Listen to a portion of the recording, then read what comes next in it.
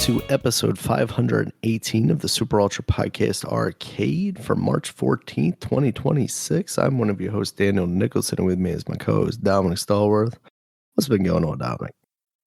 All right, man. I've been getting to the madness, man. The March Madness, baby. College basketball, men's and women's happening. Like one of the best times of the year. Also, you got baseball with the WBC happening. I know USA lost that one game, and it seemed like everybody's just been killing them over it. But I mean, I haven't been paying attention too much of the news outside of them losing. But I know it seemed like there's been a little, I'm gonna call it really controversy, but just the way the manager managed the game or something. It seemed like people were upset. But against Italy, but the U.S. is playing the Dominican Republic, which is like one of the other top teams, man. I believe it's tonight, and it's win and go home. I want to say now. So, hey, yeah, we're coming to the end of it, and we'll see who wins it. I mean, Japan, I believe is still in there. I mean, I'm only speculating. I have not looked at any news. I just saw U.S. playing Dominican. Well, let me see. Japan, WBC, and I think clashed with Venezuela in the classic quarterfinals.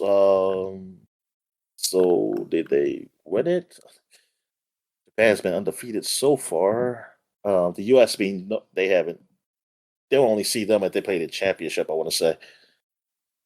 Well, actually, today, it's not the U.S. don't play today. It's Puerto Rico versus Italy, Venezuela versus Japan. And then we'll see I don't know how they're going to do it. Like after that, like who plays who. But yeah, all right. So it's yeah, but it's been fun watching those games. But basketball though. I mean, the girls had finished. Well, most of the girls have finished last week. The big schools. There's been some of the smaller conferences going on for the girls this week, but the men's have been going on this week. Maryland won their first game though. They I don't know if I said on the podcast, but I thought it was like the last place team or two teams wouldn't get in. But they allow all 18 teams in, which is like whatever. But Maryland, they won their first game against Oregon, but then they lost the second game, and so they're out. They're not going to any tournament, NIT or otherwise, because of their record. So all I have is to root for Maryland girls, which I don't think they're going to get super far. My hope for them is to get to the second weekend because, I mean, they lost their first game in the tournament, I want to say, yeah. That was like upsetting because I was like, darn, I was hoping they make at least a little run in the Big Ten tournament. The UMBC won, so that's the one school in Maryland. I think that's heck yeah. Yeah, that's it. I think that's it. Like they the only team that can actually go. That's from Maryland. Well, I mean, because of Virginia is where my family's from, so I kind of look at Virginia teams. So VCU, I know it's as of this podcast, they are still in their conference tournament, and they have a chance to be a bubble team. I don't know if they have to win it all to do it. I'm not sure, but they have a chance to be a bubble team to be in the big tournament. Virginia is number 2 in the ACC. They get to the tournament, so I'm rooting for them to beat whoever they play, which will be. I mean, actually. It's the finals today. I think they play Duke. I think it's Duke, Virginia and Duke. So yeah. So I root for Virginia. Yeah,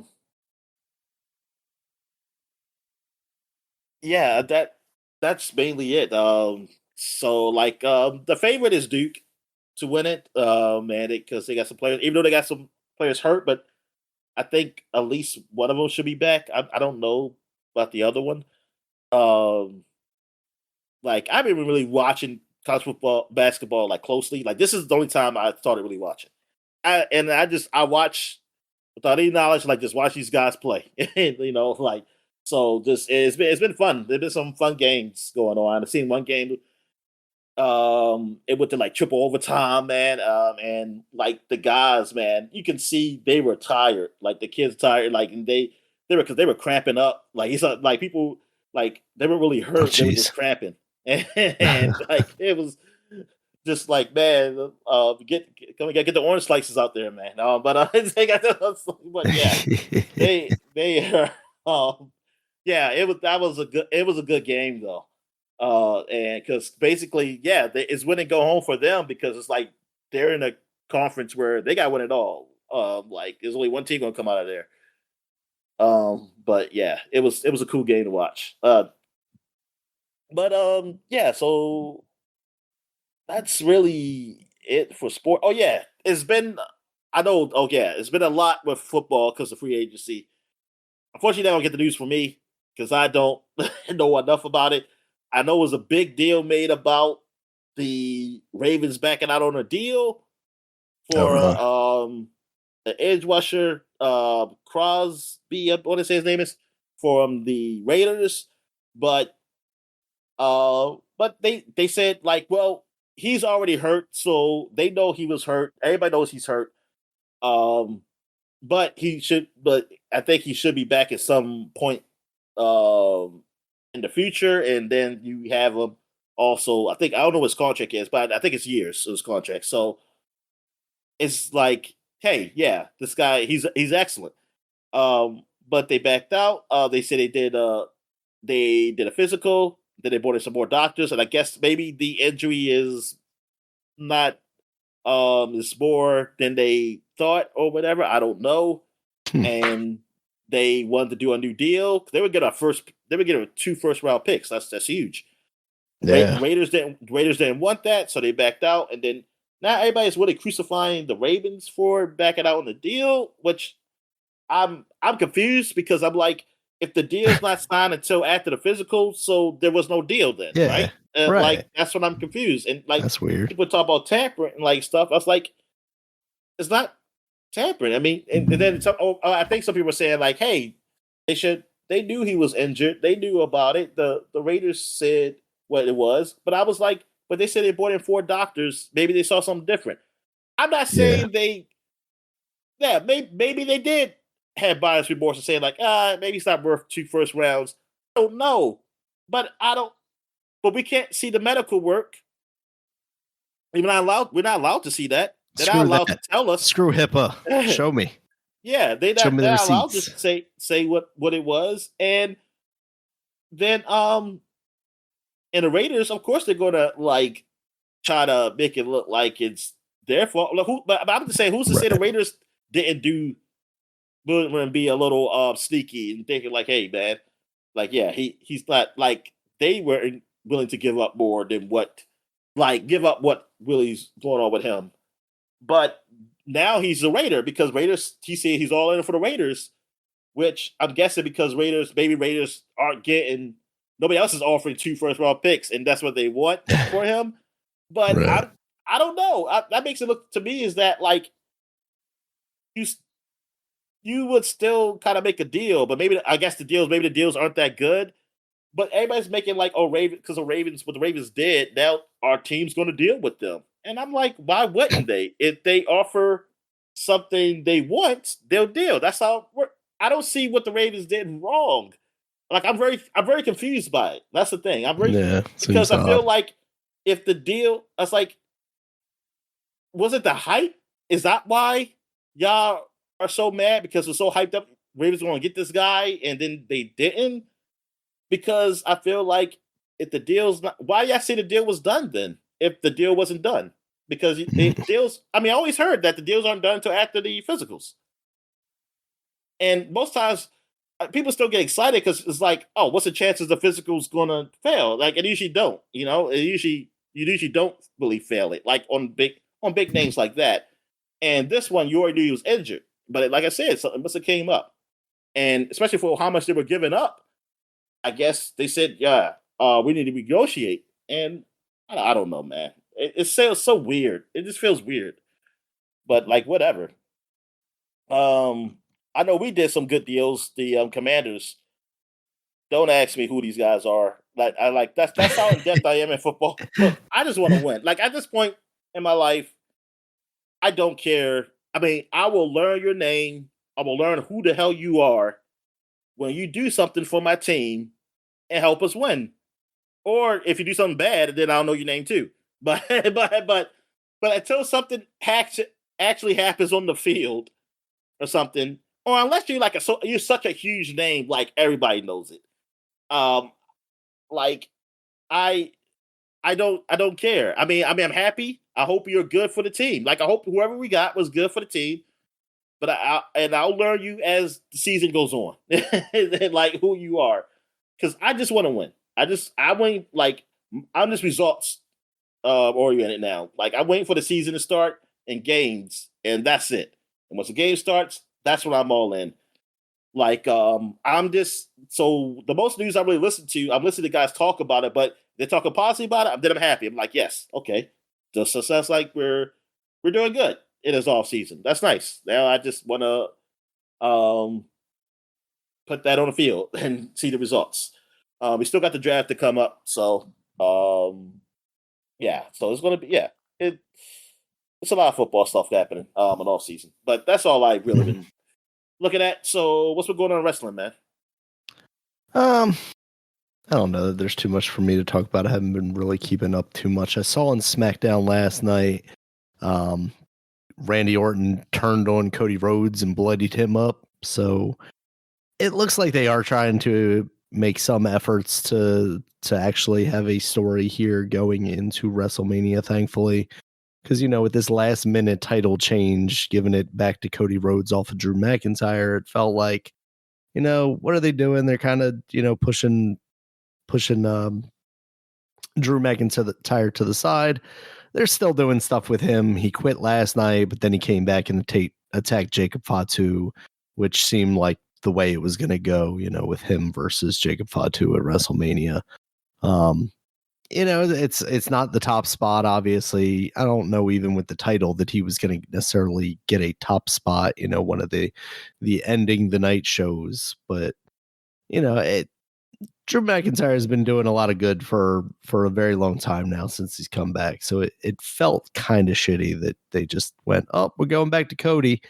But at least they seemingly are making some level of effort here with the Cody and Randy story, with Randy seemingly just turning heel, I guess, depending on your feelings about Cody, and really taking it to him. And Randy Orton basically said, this is the way I know I have to be to win that title. And I think you can definitely tell an interesting story there. I mean, obviously the friendship between the two, but I think you can also do something interesting with Randy because you had John Cena break the streak this year, or not the streak, but the, how many titles he won.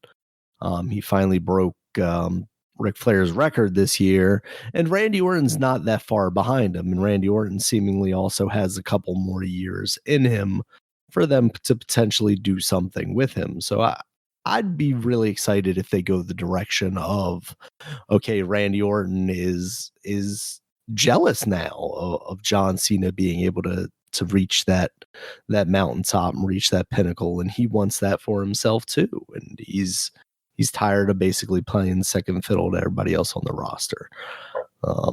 So if that's the direction they go with this, hopefully it builds a little more heat between everybody. Yeah, outside of that, though, we do have Revolution this weekend for AEW. There's going to be a lot of good wrestling on that show. I don't know. Is that Saturday or Sunday? It's Sunday. Yeah, it's Sunday this week. Yeah, I'm excited for it, but again, it's one of those things where because the AEW pay-per-views are expensive, I don't typically buy them, so I don't end up really getting to see them very often. They did announce, though, that they're doing, I think it's called My AEW, which is basically going to be WWE Network for AEW, but it's one of those things where it's worldwide, but it's not in America because they have the deal with HBO and Netflix and all, or HBO and Warner Brothers and all that stuff. Now, as a proud owner of a VPN, I might look into this because I think it's $20 a month, but you get all of the pay-per-views as well. You don't have to pay additional for the pay-per-views like you do with HBO. Plus, you get the weekly shows. Plus, you get the ROH stuff, the Ring of Honor stuff, and the Ring of Honor pay-per-views. So for me, it's really going to be about like, do I see the value in that? Like, if I had the time to watch every show, absolutely, it's a great value. But if I know I'm not going to be watching every show, is it worth that $20 a month to me? And as of right now, there's a good chance that it might not be. But going into like a big show like this, even $20 a month, for that pay-per-view, if I don't watch anything else through it, that's still cheaper than if you're buying the pay-per-view itself.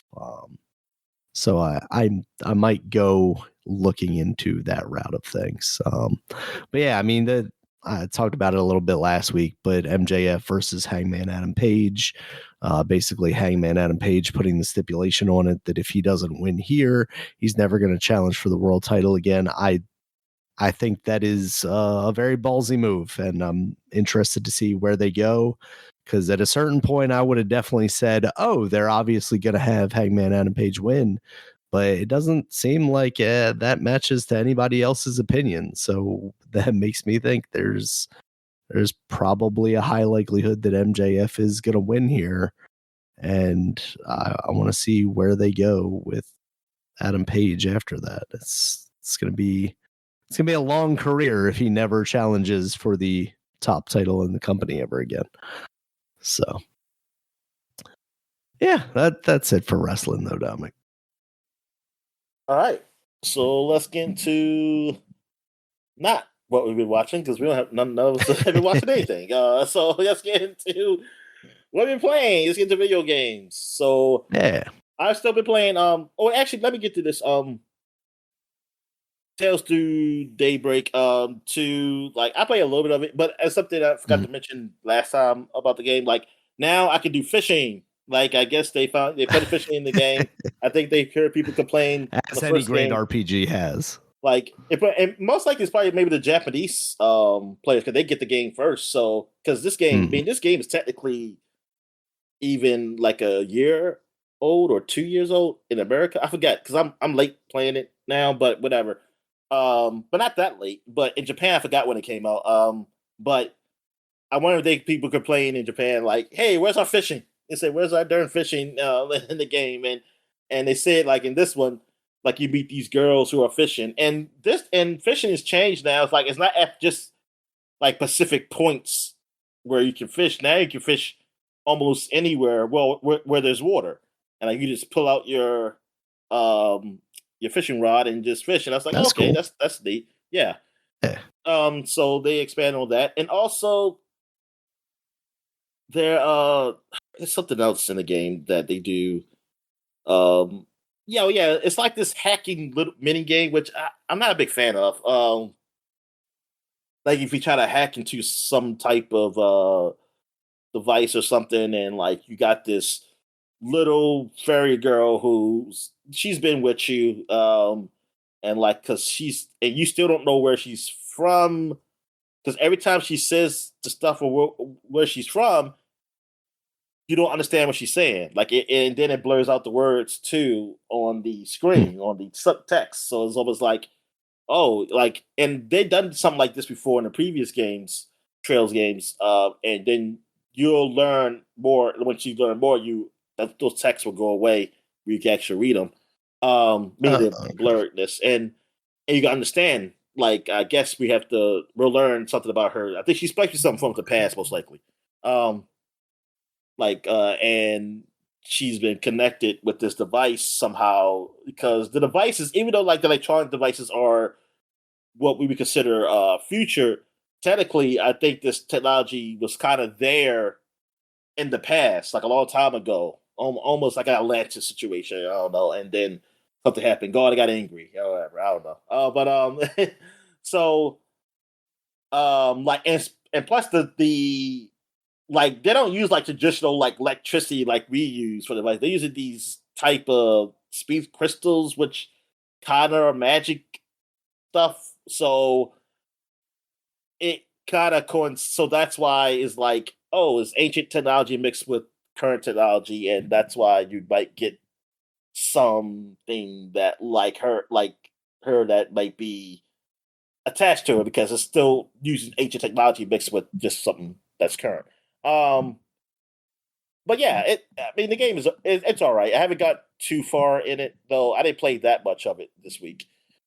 Uh, but I play a lot of Ghost of Tsushima.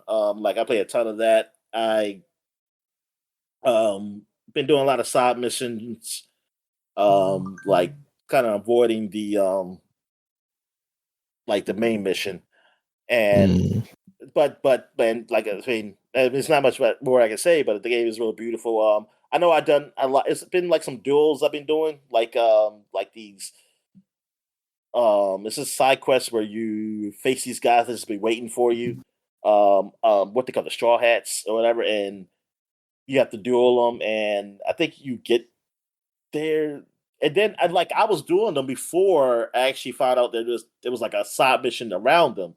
And I like that and kind of incorporated that though. Like, because when you talk to the guy about the side mission, he even says like, "Oh, like he says that hey, there's these guys who oh these guys you have to fight and they want something and from you or you can get something from them. I forget the exact thing, but he even mentions that hey, like oh during the cutscene he says like oh so I fought some of these guys before. That's like oh okay cool. I like how they do that because you know in some games they just make it like this is the first time you ever like doing like you did even you started it.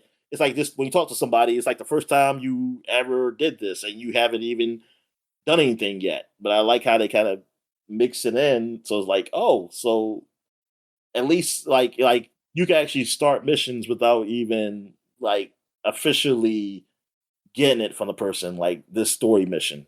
Um yeah, I mean it's a lot of details in the game that I like. And yeah, man, I'm really just still enjoying that game. Yeah, that's the game I've been playing mostly. I play a little bit of Suicide Squad because I finished it off with my friend. My friend was at the end, so I Mm. joined his game and played the boss battle against Brainiac. It was yeah, it was a lot of stuff to do before you fought Brainiac. That was just like what the hell. Like it's a time mission. Thank God, because we were almost near the end, like end of the time. Because I was like, man, I ain't not. I said, I hope the Brainiac mission. I mean, when we fight Brainiac, it's still time because we're not going to win. It's like we're not going to win it. But it didn't. But yeah, it was a lot of mess. Like they just added before you fought Brainiac. That just wasn't that fun. It's like, darn it, man. It's like just let us go fight Brainiac. But you also see what they were trying to go for. They were going for like, yeah, even though you killed Brainiac, but it's just that was just one version of Brainiac, and there's other versions, and which I think I maybe in some of the other DLC you do fight them, but it probably was going to be even longer. But the game didn't do well, so yeah, so that's where we went from there. But like I said, Suicide Squad to me is yeah. I mean, I know why it's got the low scores. I don't think it's as bad as like people say, but Mhm. it's also not the game people wanted. Yeah, and like they could have done a whole lot better. Yeah, it kind of sucks. That is the way it went. Like I just hope whatever Rocksteady does next, man, is great and it Yeah. works out for those guys. I just hope they exist. Yeah, that too. But I mean, if they're gonna exist, I want them to put out something good too. You know? Well, I Yeah, mean, yeah, obviously, yeah, yeah. yeah. All right. So, all right, man. So, what you been playing? All right, so I've been playing Pacopia, basically just more of that, working my way through. I I don't know that I even now realize how big this game is going to be. Like I started off in the first area, it's like the tutorial area, And I thought like even the part of this like island that seemingly is kind of gated off with mountains and stuff, I thought that was going to be like where I adventure to next. And then I stumbled across one of these doors, and now I saw one of these earlier, but I thought it was just kind of like a shortcut that you open up to get to other parts of the same island. But it just takes me to a completely different area. So now I'm in like this industrial zone, and I'm getting different Pokemon there, and I'm trying to get more powers. I just learned strength, which allows me to like move around big boulders. Um, and I've been reading that you can also upgrade like your original powers like cut and vine whip and stuff like that, squirt. And man, I've seen some people's like screenshots of people's setups, and it is just incredible what you can do with this. Right now, I'm just kind of dealing with the basics, trying to keep somewhat organized so that eventually when I'm like trying to beautify these places, I can actually do it without causing too much trouble. I wish what they allowed you to do, and maybe this is a power that you learn later, but I have my doubts that you could take a habitat, which is like several different pieces of environment, right? Like a habitat is a tree with 4 plots of grass around it, and then it's a shaded tall grass or something like that. I wish you were able to just like select that whole habitat, pick it up and move it. That way you could be like, okay, this is this Pokemon's home. I'm going to take it and I'm going to move it over here so it fits better with my like cityscaping or something like that. Um, but man, it just like the depth of this. I don't think I'm anywhere near even scratching the surface of this thing. And I'm having a great time with it. It's I'm starting to see Pokemon that aren't just the 151s. I mean, I was seeing a couple of sprinklings of them, but now it seems like in this new area, I'm getting more of the different Pokemon, which like there's pluses and minuses. I'm seeing Score Bunny. That's one of the starters from whatever gen. He's cool. But then I'm seeing like these weird like bug Pokemon, and like, oh, these guys just seem like fodder. I mean, even in the first gen, they seem like, you know, nobody really cared about a Kakuna or whatever. That was my favorite Pokemon. Oh no, I'm sorry, Dominic. He Sorry to won. offend. Yeah, he won me. He won at the elite 8. I mean, elite 8, elite 4. He won. Yeah. Just harden. Yep. He just until they got tired. They got tired, and then that's how I beat him. Homer I was Homer. Simpson's defense. I was Homer, basically. Yep. Yeah, so I'm having a great time with it. I recorded some of that this morning while we were talking on the podcast. Again, there's nothing impressive about my town so far, but I'm working towards it. I wonder how expansive this whole thing gets. I can definitely see a world where I get like frustrated with like the limitations of it when you have something like Minecraft on the PC where it's like, oh, with mods you could basically do anything in that game. So I wonder if there's a point where if this game does hook me that much, I'm like, all right, I gotta do the real thing, Dominic, and I gotta go straight to the hard drug Minecraft, full mods, and see what I can get away with. Or just go back to Stardew Valley at least. There. Or Stardew Valley. I mean, I'd pick it up every once in a while, but I feel like this game in some ways is deeper than Stardew Valley. I mean, I think that like I'm trying to think of what Stardew Valley would do that this game doesn't. Because like you don't have kind of the same terrain transformation stuff. You can marry. You can marry in this game. I mean, obviously, I'm fucking Pokemon all the time, Dominic. Why do you think they're always asking for beds? I'm a Pokemon. It's fine. No. No, I don't know. Well, I say I don't know, but you're a Pokemon, so I was gonna say they keep leaning towards their like being humans eventually in this game. But I'm a Pokemon, so that should not happen. Be a Ditto in the form of a Pokemon who is marrying a human being. That feels predatory, Dominic. That's consensual. So yeah, I mean, there's definitely like the relationship stuff. What's that? I said it's consensual. It's consensual. Yes. I mean, I guess. You got people out here dating chatbots. Why can't I date a Pokemon or a human as a Pokemon? But yeah, I'm having a good time. I don't know that there's anything like too in depth I can go to more about like differences from the last time that I talked about it last week. But I'm having. All right. So I guess that's it. So we'll just take a quick break when we get back. We get to the flashback segment. All right. And we're back. So now we're flashing back to 2016, 10 years ago. And what we got coming out 10 years ago? We got Gears of War Ultimate Edition for the Windows came out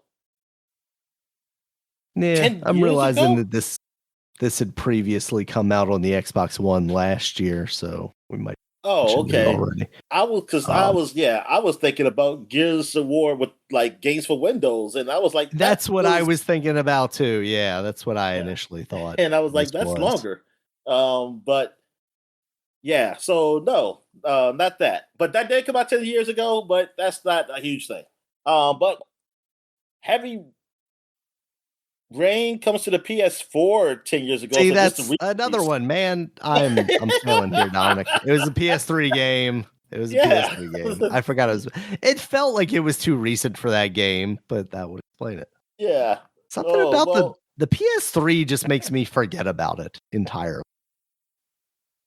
well, that's I, disrespectful because there's a lot of people who are hardcore PlayStation guys who want to kill you right now. that's fine, but like PlayStation 3 is easily the most forgettable of PlayStation generations, right? Or is that the Yeah, PS? okay. Yeah, do PlayStation 1 to now. Yes, even though yes, just give us some time with PS5. I was gonna say, although what's PS5 doing? Yeah, PS5 definitely feels like the PS3 of PlayStation. Yeah, I was about to say, yes, give some time because I think this whole generation, this generation's just been bad. Yeah.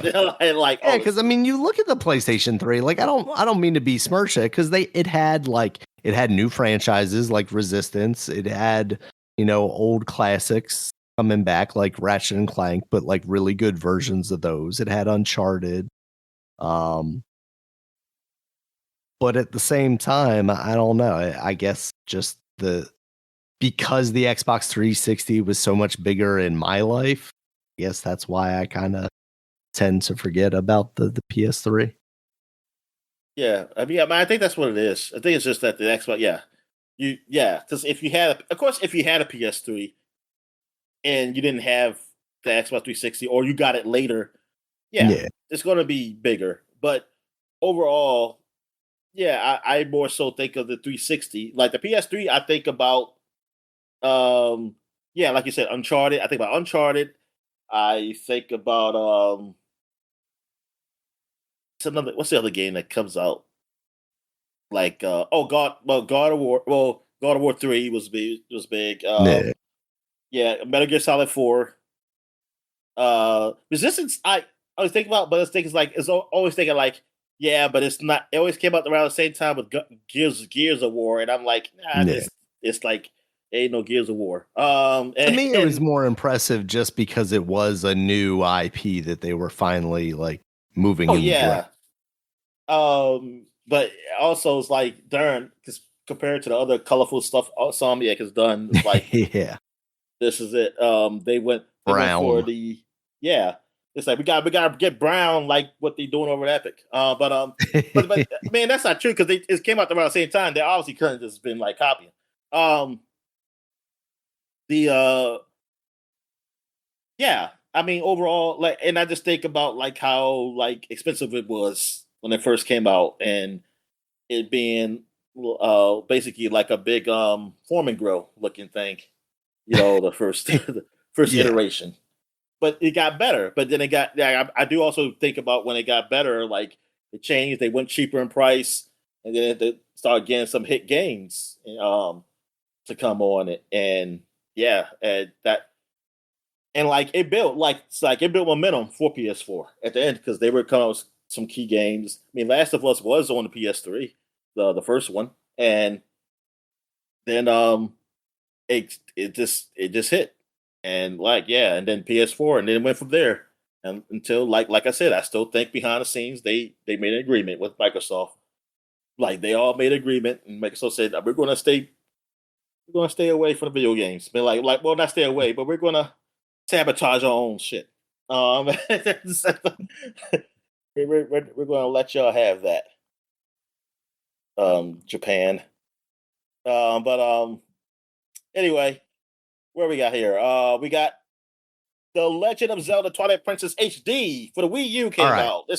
This is a re-release that I purposefully put on here, Dominic, because 30-year anniversary of Zelda. We got the Twilight Princess HD. We're now 40 years in.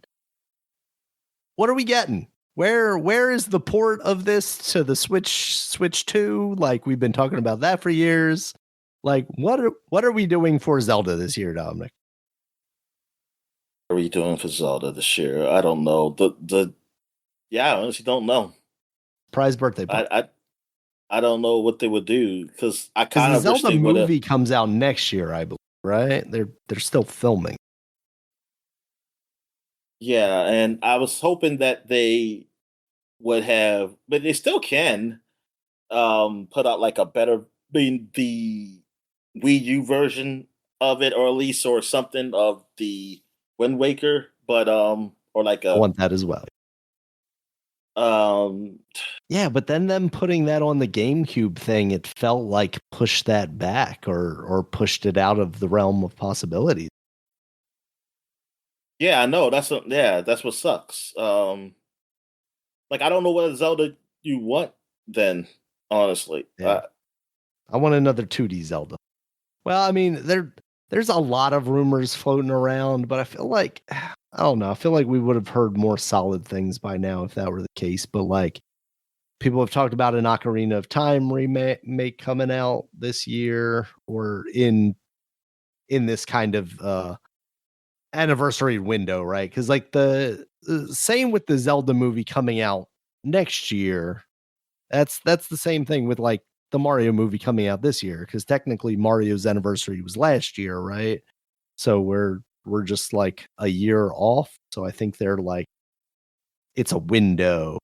But even then, like, Zelda movie is not something that's gonna excite me. The Zelda game is gonna excite me a whole lot more.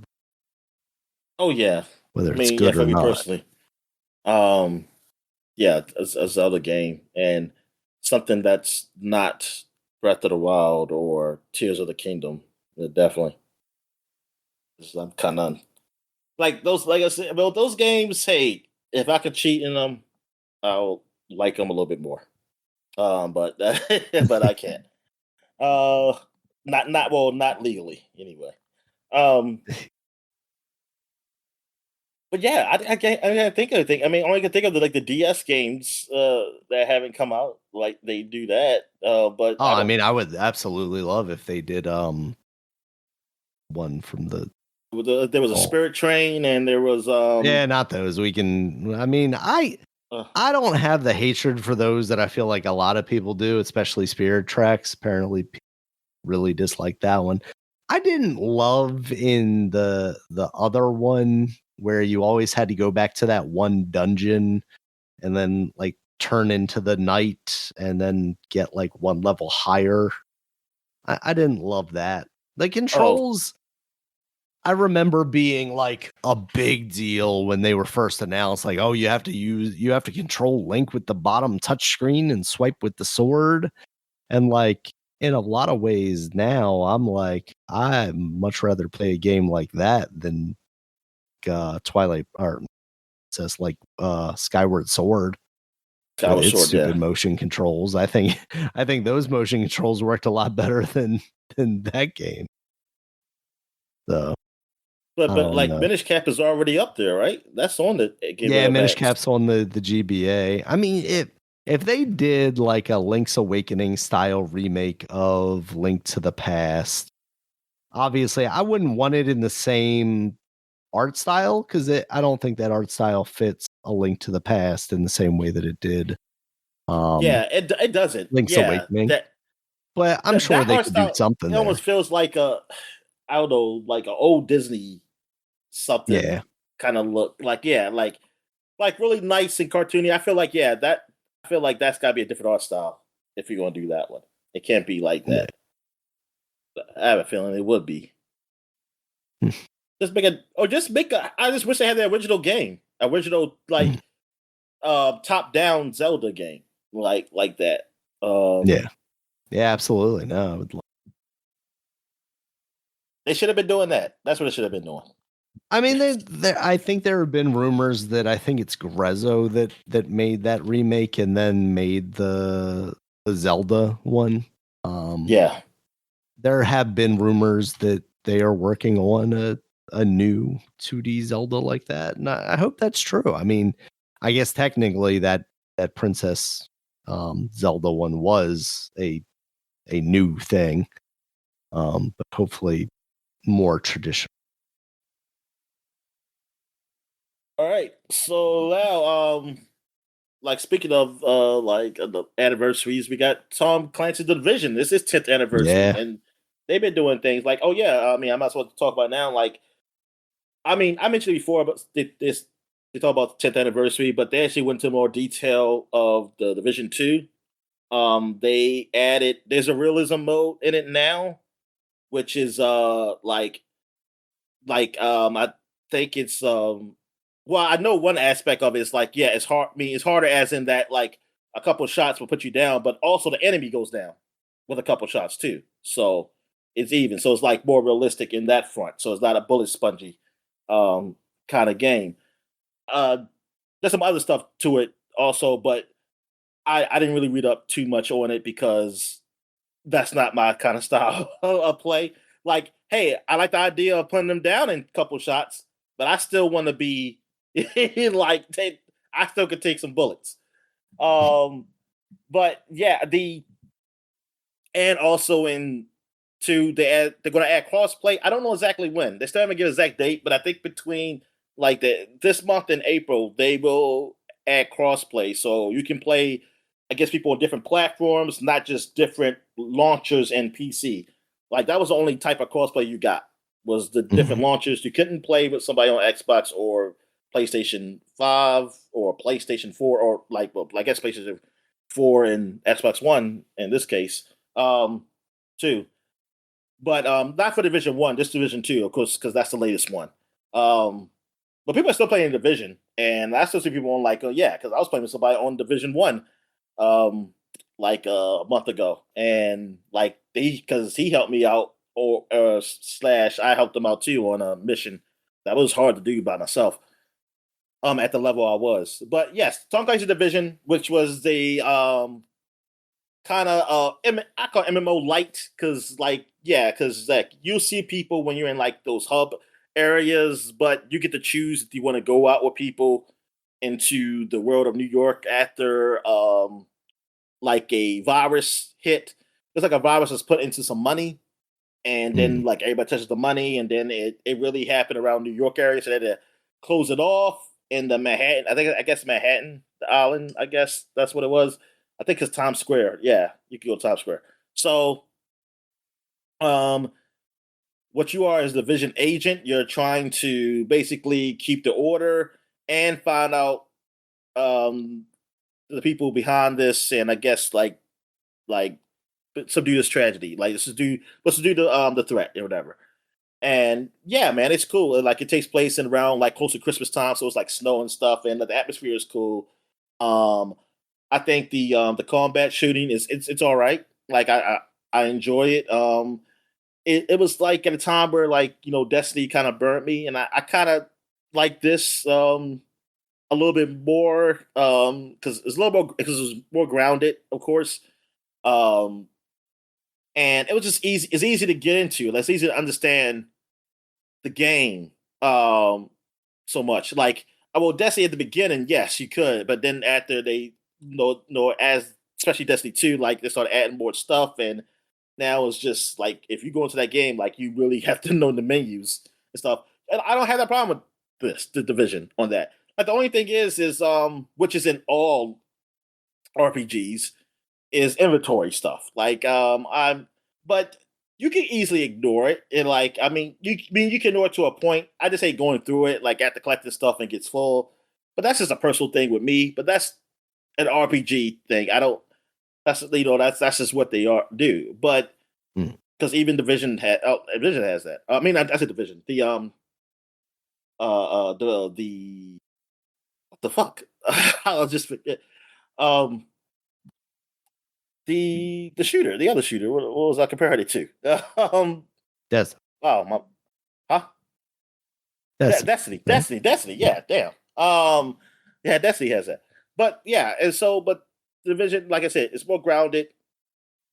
Microtransaction stuff is not that big, and it's not. It's only really cosmetic, and with the Division. And thing is, with it being so like more realistic, I'm not that big on it. Now I have seen some cooler stuff. Because at first it was just like regular, jackets and stuff, which is like, I don't care. And I really don't really care still. But there's some things that look a little cooler now that I see people get on, and at least part two. One, I'm not even sure. Like I see anything like that was like really outrageous.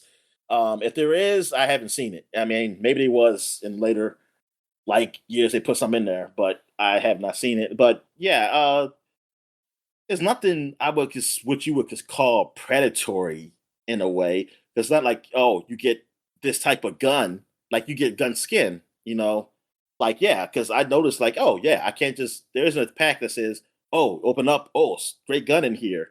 Like there's some things you can open up in cases, but you can't really buy it. I don't think you really buy it with money, like actual money. So like along those lines, yeah, you get the stuff that's in the world, and you just have to level up and be able to level up or find the cash as you play along to buy those stuff, like the actual equipment. But yeah, I like it. Yeah, I know what you were talking about. Like you're not really big on the games, like the whole like bullet sponginess of it.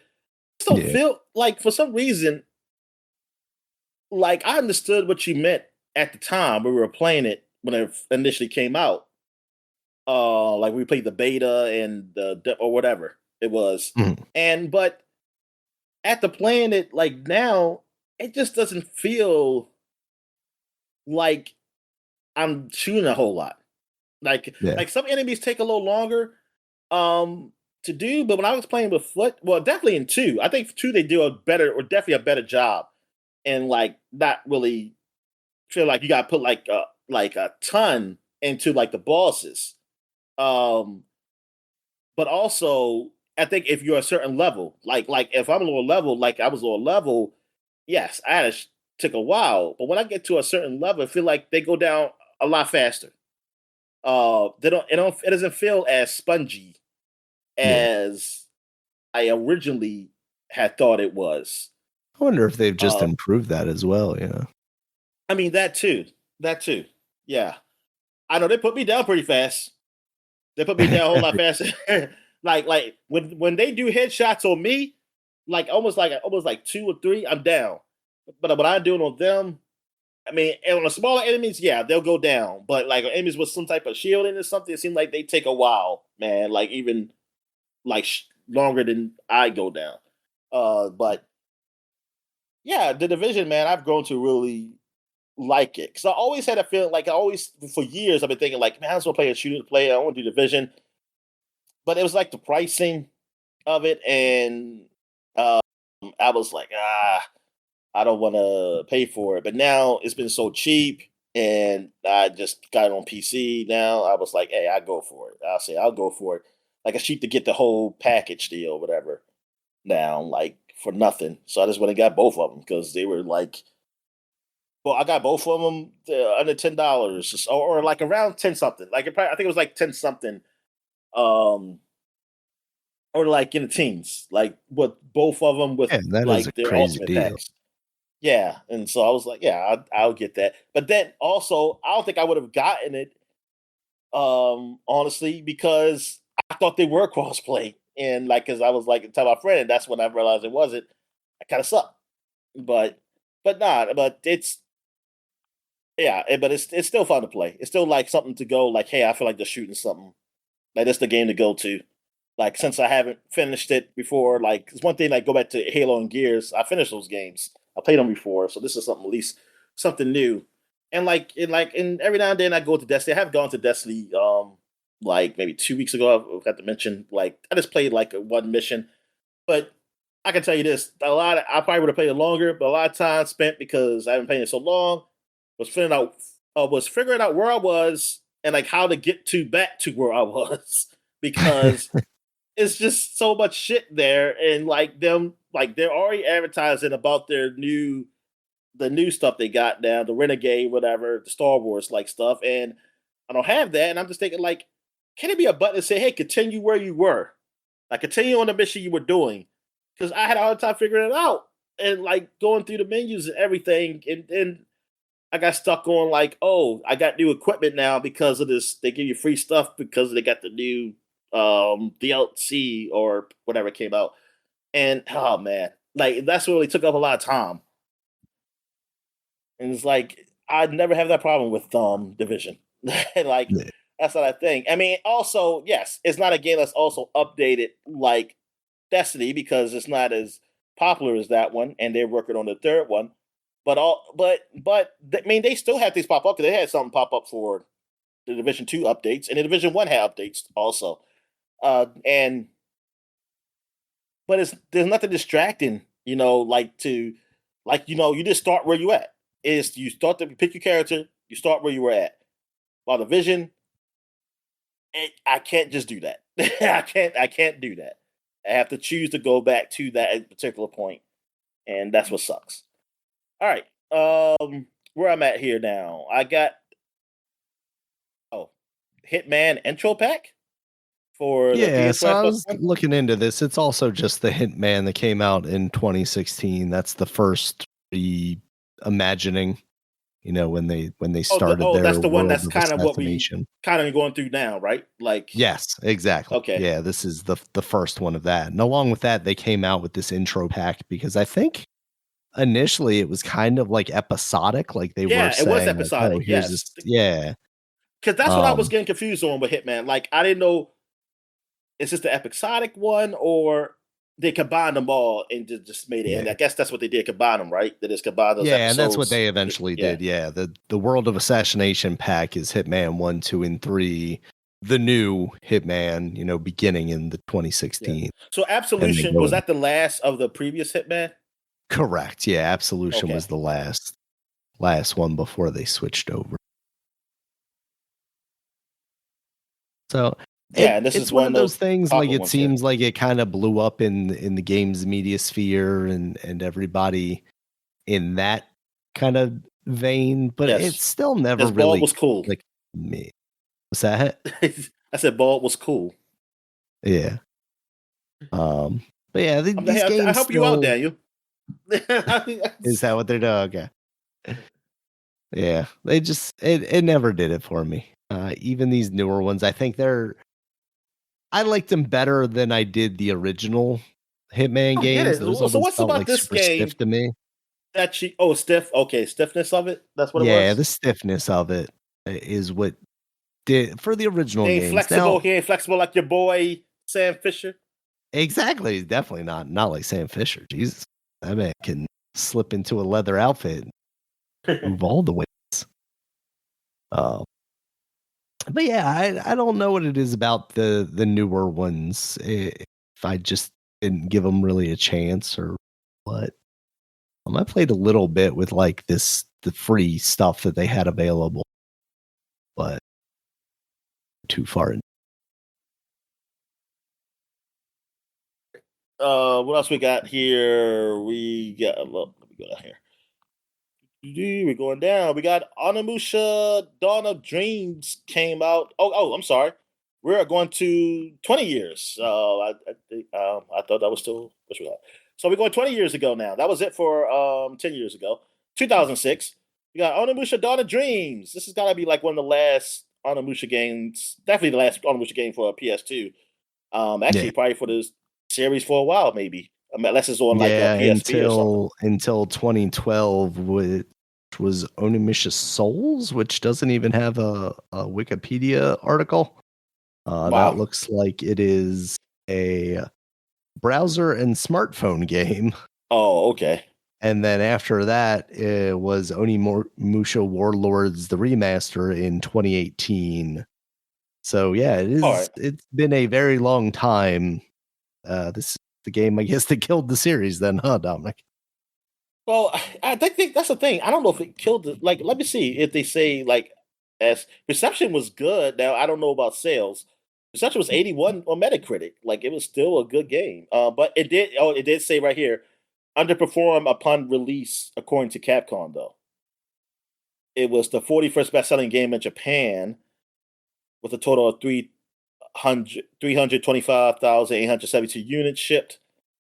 Capcom VP of Strategic Planning and Business Development referred to Demon Siege and Dawn of Dreams as less successful games than the first two Onimusha titles. Oh man, they spent all that money on the actor. And 2012, Games Workshop listed Dawn of Dreams as one of the titles they wish to be re-released in HD collection, since they noted the original game did not achieve good popularity as a result of the next generation consoles having been released the same period. Yeah, and that I think that's also it. Like, Yeah, that'll. yeah, because I mean, it was. I think it was a okay series. Like it was popular-ish. Like not popular, but kind of between. Like it was okay, but not to the point where coming out at this point in time when people are looking for next generation.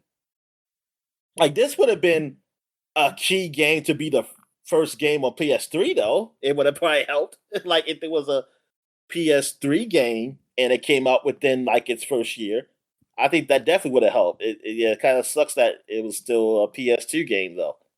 You know what? Maybe they should have did that. Maybe they should have did the like put a little like hey, it'll be a little faster. It probably won't look as good as it probably should because it's on a PS3, but it maybe it would got more people to look at it though. I don't know. Yeah. But yeah, it yeah, I vaguely remember this. I remember this only because like if you told me the title, I would have remembered it. But I remember it only because of the cover art, because I do remember those little blue demon horns. Yeah. But yeah, like Onimusha, I played 1 and 2. Actually no, I played 3 also. Yeah, I did play 3. I couldn't tell you anything about those games because it's been so long. I only played them once, one playthrough in all of them.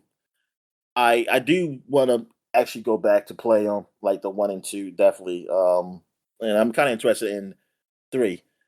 And like I think I was a little scared at first because I thought it was like a horror-ish game because I think they were like Resident Evil also because of especially it's the camera work of Resident Evil, the old Resident Evil. But it wasn't really. I mean, they had some like things like some of those guys jump out somewhere, but it was still action. So it wasn't like it wasn't survival. Like I was still action with the sword and everything. But it wasn't like you fought a whole bunch of enemies. No, it was like some enemies in space, and it wasn't Devil May Cry. It was different from that, which is kind of cool that from the same company. Like Devil May Cry was like fast action, while Onimusha was a little slower. Slower work compared to Devil May Cry. All right. It's nice that they're finally coming back with Onimusha because I was very much thinking like, man, between this and like Dino Crisis, like what are these guys doing? They've just got franchises sitting on the shelf. And then I was thinking like, oh yeah, they do actually have this game coming out, they don't did that they? dinosaur. They had that dinosaur game that came out. Yeah, we don't COVID. talk about that, Dominic. We don't. Game. I mean, dude, I was playing the hell out of the game. I kind of want to see if anybody's playing it now, though, because like, yeah, I want to know. Yeah, because nobody's playing it. How does that even work? Did they have bots? Was bots in place of the people? I want to say yes. Remember there being bots, but it was just such a crazy. I mean, to think about it, it seemed like something that would happen in a different time. Because it was just a crazy concept. Like, right. You was like a 4 versus 4, but you're in different places. You don't fight each other until like certain points. Like you're just fighting dinosaurs, and then you get to the point where you're fighting the other 4 gods, and then it was at one point, sometimes something would happen, then you all are just fighting this big dinosaur, like hard. Like, it was just so weird, crazy. Like, I kind of like that it was there though. Like, just the craziness of the concept and everything. Yeah. I'm so glad it was the Xbox Game Pass game because I could imagine paying for that shit. But like, that was such a crazy concept. Like, I mean, I enjoyed what I played. Like, it wasn't. No, it was a great. I would say it's horrible. It was weird. It was fucking weird, man. I kind of want to go back. Like, but it had to be like super, super cheap. I mean, it might Yeah, because is. it's I not. mean, Yeah, it's long gone from Game Pass. yeah. Um. All right. What else is there? You got Tom Clancy's Ghost Recon Advanced Warfighter. Yes, this is one of the big Oh Xbox yeah, One games, but it also was on Xbox 360 also. yeah. But I said Xbox One. I'm sorry, Xbox 360. original Xbox game. Yeah, I mean, it was on Xbox 360, but this is also original. right. I can't say one. God, fuck you, Microsoft. Fuck you and your people. OG Xbox. No, Yeah, yes, the OG Xbox. Um, but the 360 one, because the look of the game, I used to see the screenshots of it. It looks so good. Now I wonder. I have you know what? I want to see screenshots of the original Xbox now, just to see the parallels between that. Like, was that a new engine or what? Or did they do I a good job even remember. with that I one? remember being sold on this game because of the Xbox 360 version. Oh man, Yeah, you know there me was a too. Well, relative yeah, drought of games for the Xbox 360, but it was like, oh man, this one looks incredible. You got all this, like Tom Clancy stuff, of course, and it's like, all right, I'm locked in on and it. it looked the graphics at the time it looked really good. And now that I realized it was on the OG Xbox, that's why I'm curious. Like, was it like just a was it? I wonder what was it? Was it a situation of like the of Godzilla? I'm not saying Godzilla. I'm sorry, King Yeah, Kong. Was it a situation of King Kong where it was like that? You can tell the difference. Like it was really different, or what? Yeah, because just the way it looked at 360, that I was holding that too. But when I finally played it, I borrowed it from you. I realized, oh, this ain't my type of game. This is not yeah. I the action. same. Yeah, Yeah, this is not action like an action game. This is really tactical, more on a realistic front of game. And I was like, yeah, not for me. Just like when I played the the other Ubisoft game, the Brother, what's it called? Band of Brothers kind of Brother in thing game. Arms. Yeah, Brothers in Arms. That's what it is. Yeah, I played that because I was thinking like, oh, this is like Medal of Honor, but I just have a group of people and I can tell them what to do. Nah, it's more than that. Is a little more realistic. I mean, yeah, it's more tactical and yeah, it wasn't. I was like, darn, I don't. Yeah, this ain't my type, man. It looks cool, but I'm just not into it. I want more action. And yeah, but this game, it looked beautiful whenever I saw it. Like, it looked like a cool game. It just wasn't the game I wanted. I mean, was it? Yeah, what I thought it was. I thought it was more of a Call of Duty / Medal of Honor first person shooter type of thing. Yep, same. But it was popular. They got a part two. All right. Also, what we have here, we got Mega Man powered up on a PSP. So why you got this up here, Daniel? This was a remaster of Mega Man. I think this started out as a Oh, franchise the that first people Mega Man. thought was gonna. Yeah, the first Mega Man, the NES Wow, Mega Man. look, you got big head. Yeah, so they did this like chibi art style for it. I don't necessarily love it, but I think it was fine for what they were going for. Because they also did a Mega Man X remake for the Vita as well. I believe, or not PlayStation Portable as well. I believe. I think that was called PSP. like Hunters. But they did not do a chibi art style for that. So I think it was part Oh, of their way of Hunters. like, Oh, yeah. Metroid Hunters. Well, like I think the bad guys in that were always called Hunters or something like that. I remember Hunters being a part of Oh, the naming scheme in the original Mega Man. But I think they chose to go with kind of two distinct art styles for those two remakes. Um, this was something I played a little bit of this on my PSP, but I always imagined this would be the way I would play that game because I'm at this point, I don't think I'm ever going back to a NES Mega Man game. Like, Oh I hell don't no! have the nostalgia for those Like games. going back to that or playing 9 and 10.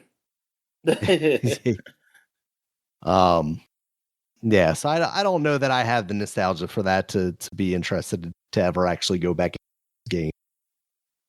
People's feelings on them. Obviously, I think two people like more, and I don't think we ever got a like powered up version of two.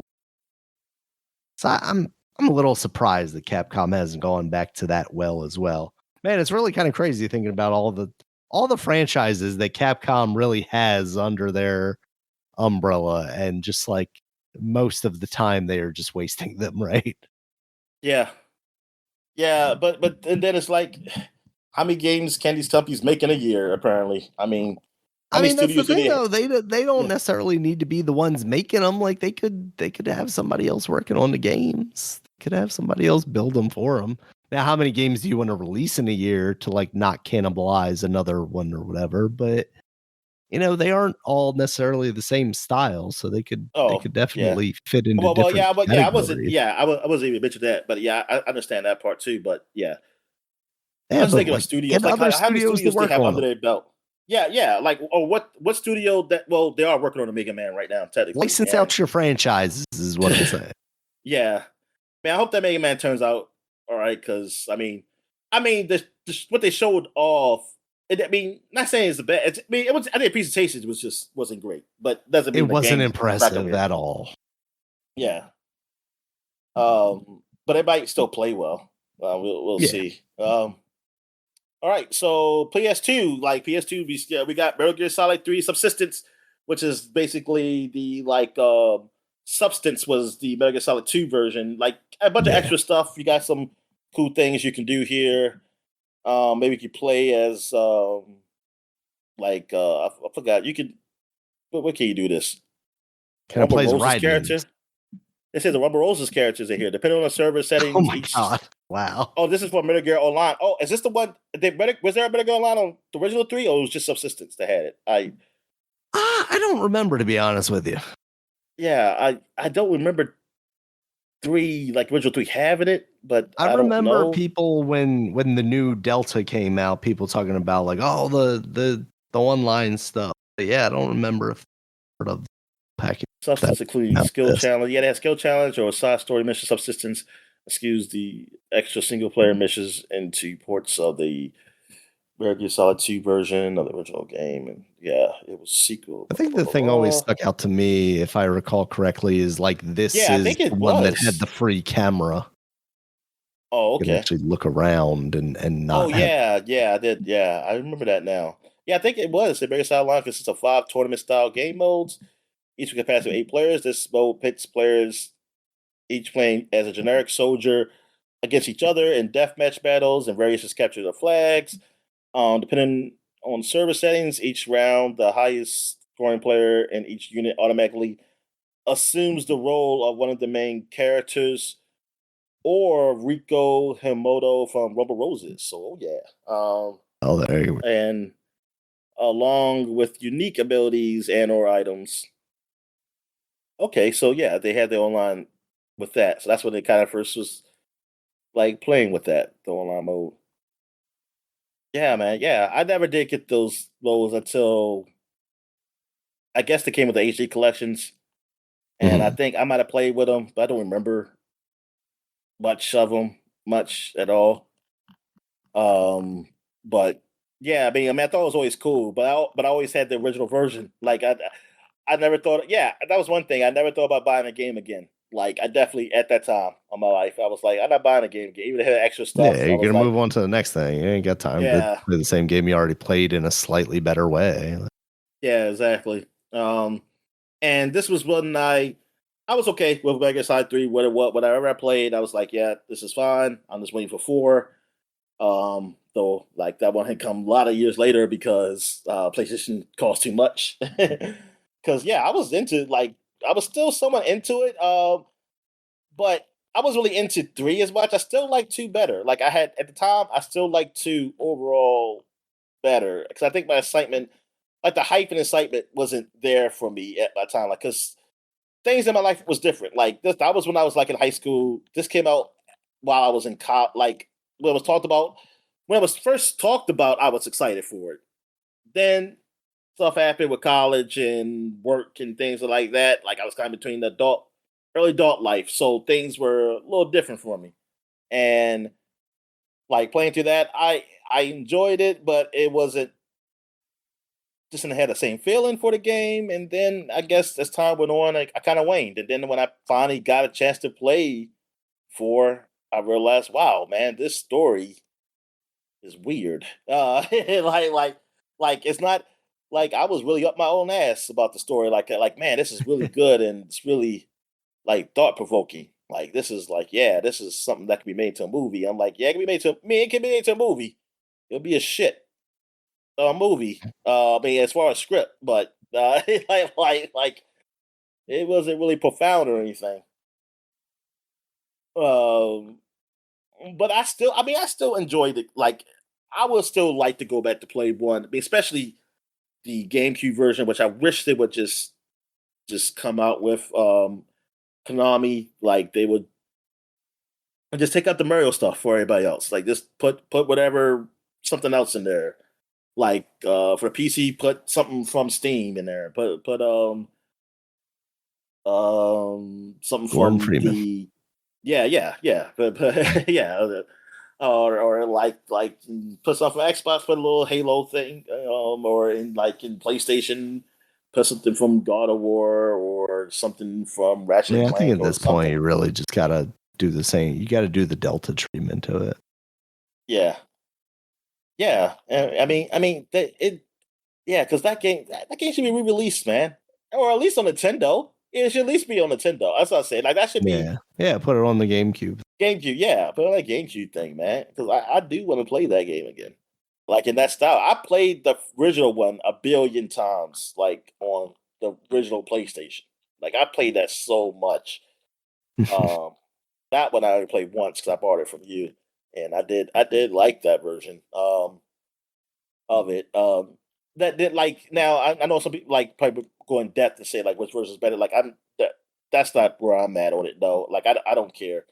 It's just that because I played the original version so much, like I don't dislike it.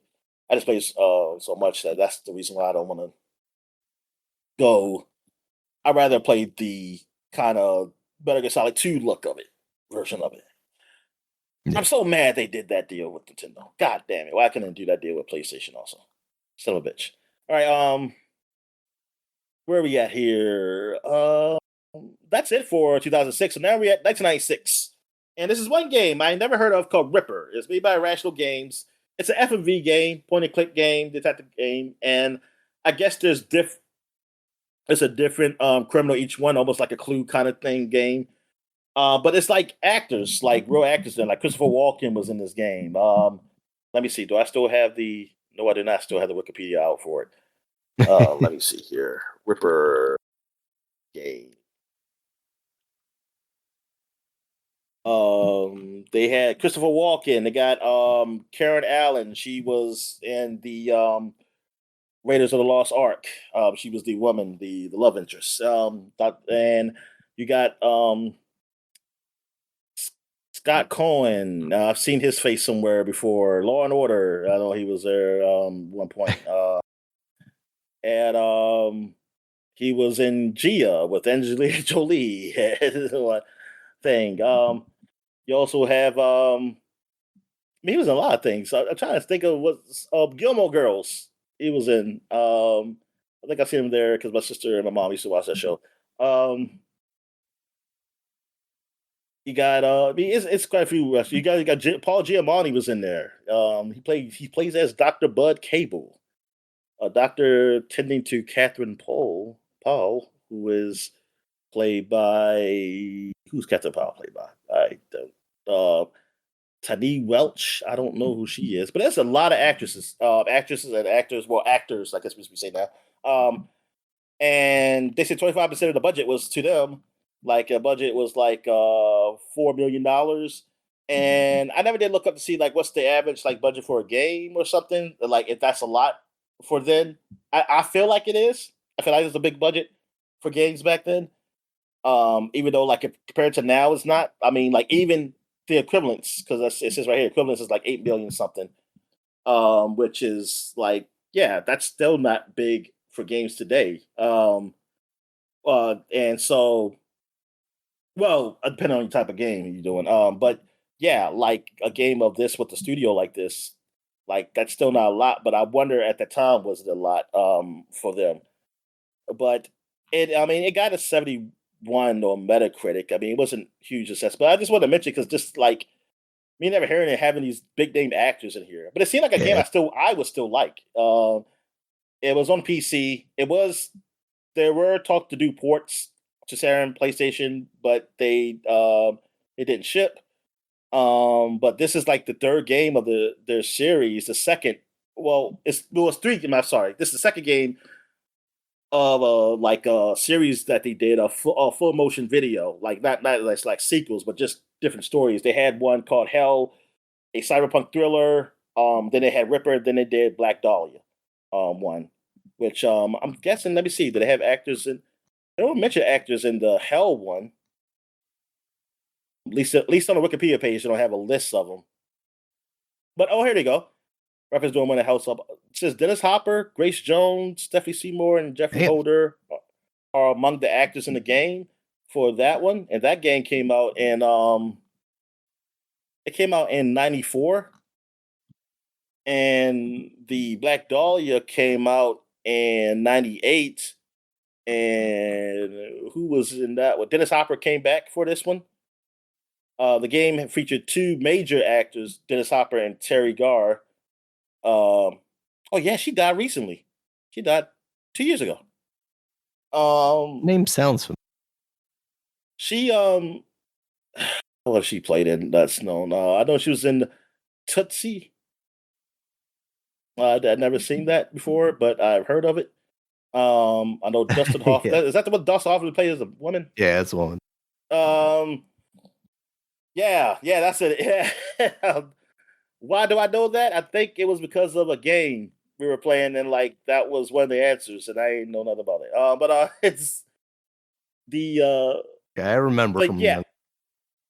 Go ahead. I remember from Young Frankenstein. Young Frankenstein. Okay. I've seen Young Frankenstein, and I still don't remember.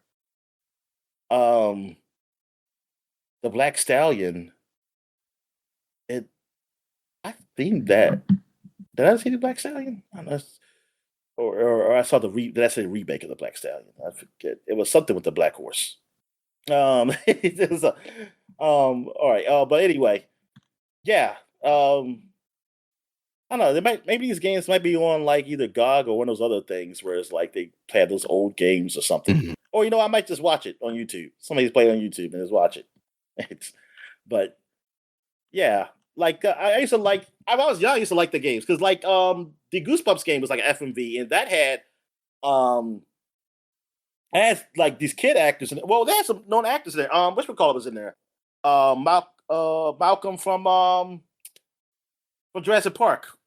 What's his name? Oh, okay. He was a vampire in there. Like he was at the end. I know the kids were known at the time. Like I knew one kid. He was from Picket Fences. Another kid was the kid from the Santa Claus, the first Santa Claus. He was in there, and the girl I forgot where she was from, but this was like Horrorland, like Return to Horrorland, basically. And I remember I got that for Christmas, and I was scared of it, but I still played it, man. It was fun. But yeah, knowing actors in those games, like FMV stuff, and yeah, I used to like that. I used to thought that was like the future. Oh, this is the future. See real people in games. Real people. All right. All right, so that's it, man. So we'll take a quick break. When we get back, we get to the gaming news. All right. And we're back. So let's get to the gaming news. What we got, Daniel? All right. First up, Dominic. I'd seen this news, I think, last week, but they just released a release date for it. Marvel Maximum Collection. This groups together the X-Men arcade game, Captain America and the Avengers, Spider-Man and Venom, Maximum Carnage. For me, that's the top one right there. Spider-Man, Venom, Separation Anxiety. We're old enough to beat it now. Maybe. I think I have a better idea what I'm or supposed to maybe do. we're too old, to beat. I don't Yeah, know. probably, yeah. Or the game, yeah, it's just hard. I played it more recently on an emulator, and I definitely did better because like I got what I was supposed to do with like the doppelganger fight. I don't think I ever really understood what I was supposed to You do didn't know there, who even you though it was was. like, Are yeah, you me? Or are you? exactly. That's what confused me. I was like, which character am I? Oh my god. Um, Spider-Man, X-Men, Arcade's Revenge, which I'm not familiar with, and then Silver Surfer for the NES. Actually, um, this is this Hey, might you be actually the had a Silver collection, Surfer Dominic. game? That wasn't like a Yeah, Game Boy Color game or it nothing? Damn. it looks pretty NES-y, that's for sure. But this might be the collection where I'm like, maybe I don't need these collections anymore. Like I'm good with like occasionally dipping into a ROM or two, but like I'm not gonna spend enough time with any of these games to like maybe If get they my have the money. online features with them, like we can play with people, I don't know. Yeah, I think I will. I mean, I don't know. I'm okay with this. I'm okay with this. I yeah. mean, I I see don't what think you're it's a saying. bad collection, but for me personally, like because I live on the dark side sometimes, Dominic. Like it's just sometimes these games are better on the emulators too. Oh no, yeah, Especially yeah, when they don't they add the are. features like the save states and stuff like that. Yeah, I Like say that's I why I don't feel like save understand how you states. could even do that. Like Yeah, I feel that's like a you should bad do move. save states. I want save states. Yeah, honestly. Um, And this does yeah, have if that's rewind and save states. That's cool.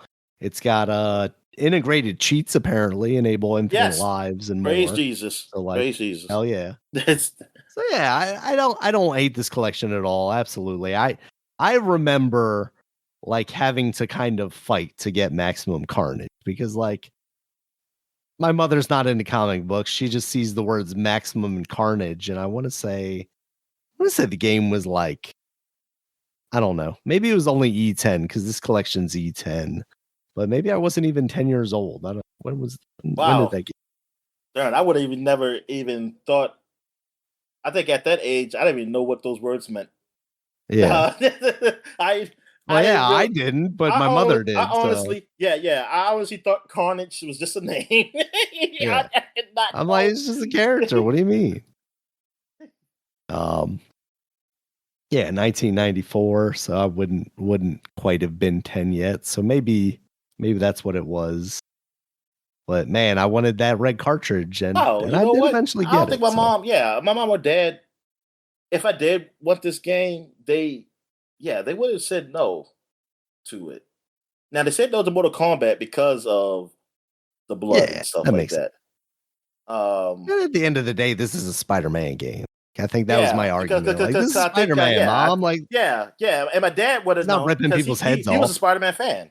He was a Spider Man Yeah. fan, and who knows if whenever we go through that attic in my grandma's place, maybe his old comic books are up there or something, then we can finally get that money. There you go. but yeah, I don't know. I mean, my bet is that those comic books are gone. But anyway, I pray to God. Like I just have this feeling like when we get into the attic, Can be we dead might find bodies. some things, man. We might find some things. It might be people might be fighting against each other to get some of Oh, that just stuff. like old things that are valuable now. Yeah, Yeah. I might have to burn some cousins, man. Shit, I don't know. I was like, Just gotta sneak up yeah, in there first, Dominic. You gotta be the I know. first one to get up in I'm the there. son of the first oldest. I'm the son of the oldest. Like See, there we you go. get I to mean, look that's you first. gotta lineage. You gotta go with what you got, Dominic. Yeah, that's it. Unless my brother, Yeah. gets out of jail or something like that, he'll be the one to look for it. But it'll be He's gonna ours. usurp you. Oh my god, it's gonna turn into Game of Oh Thrones, no, but I'll Dominic. be fine with that. We'll be Oh, cool. okay. Um, maybe. But anyway, It's exactly what once you've tasted that power, Dominic, you're not gonna be able to give it up that easily. Think oh no. But anyway, yeah. Yeah, because he would. Yeah, I would have got it, but no, But yeah, like I said, he didn't let me get Grand Theft Auto in the later years. Oh my goodness, I'm mad. I had to use my grandma's Christmas money to get that game for myself, man. Yeah. See, that was never a thing for me because I just pirated the PC version, so I never had to worry about can I buy this yeah, when you had a game. powerful enough PC, good for that. Good for you. I didn't have no powerful enough PCs for that. I mean, I was happy just to be able to get on the internet. Yeah. Honestly, I was still using dial-up too, so I could not download that. What should we call it? Video. What's her name? Pamela Anderson, like my friend did. He had DSL. He had a slow ass modem though. He said it took him like some days to download it, but he got it. I'm trying to think like Grand Theft Auto 3 when that came out on the PC. What it took us PC, good God. Yeah, that was how long after the PS2 did it come out on the PC?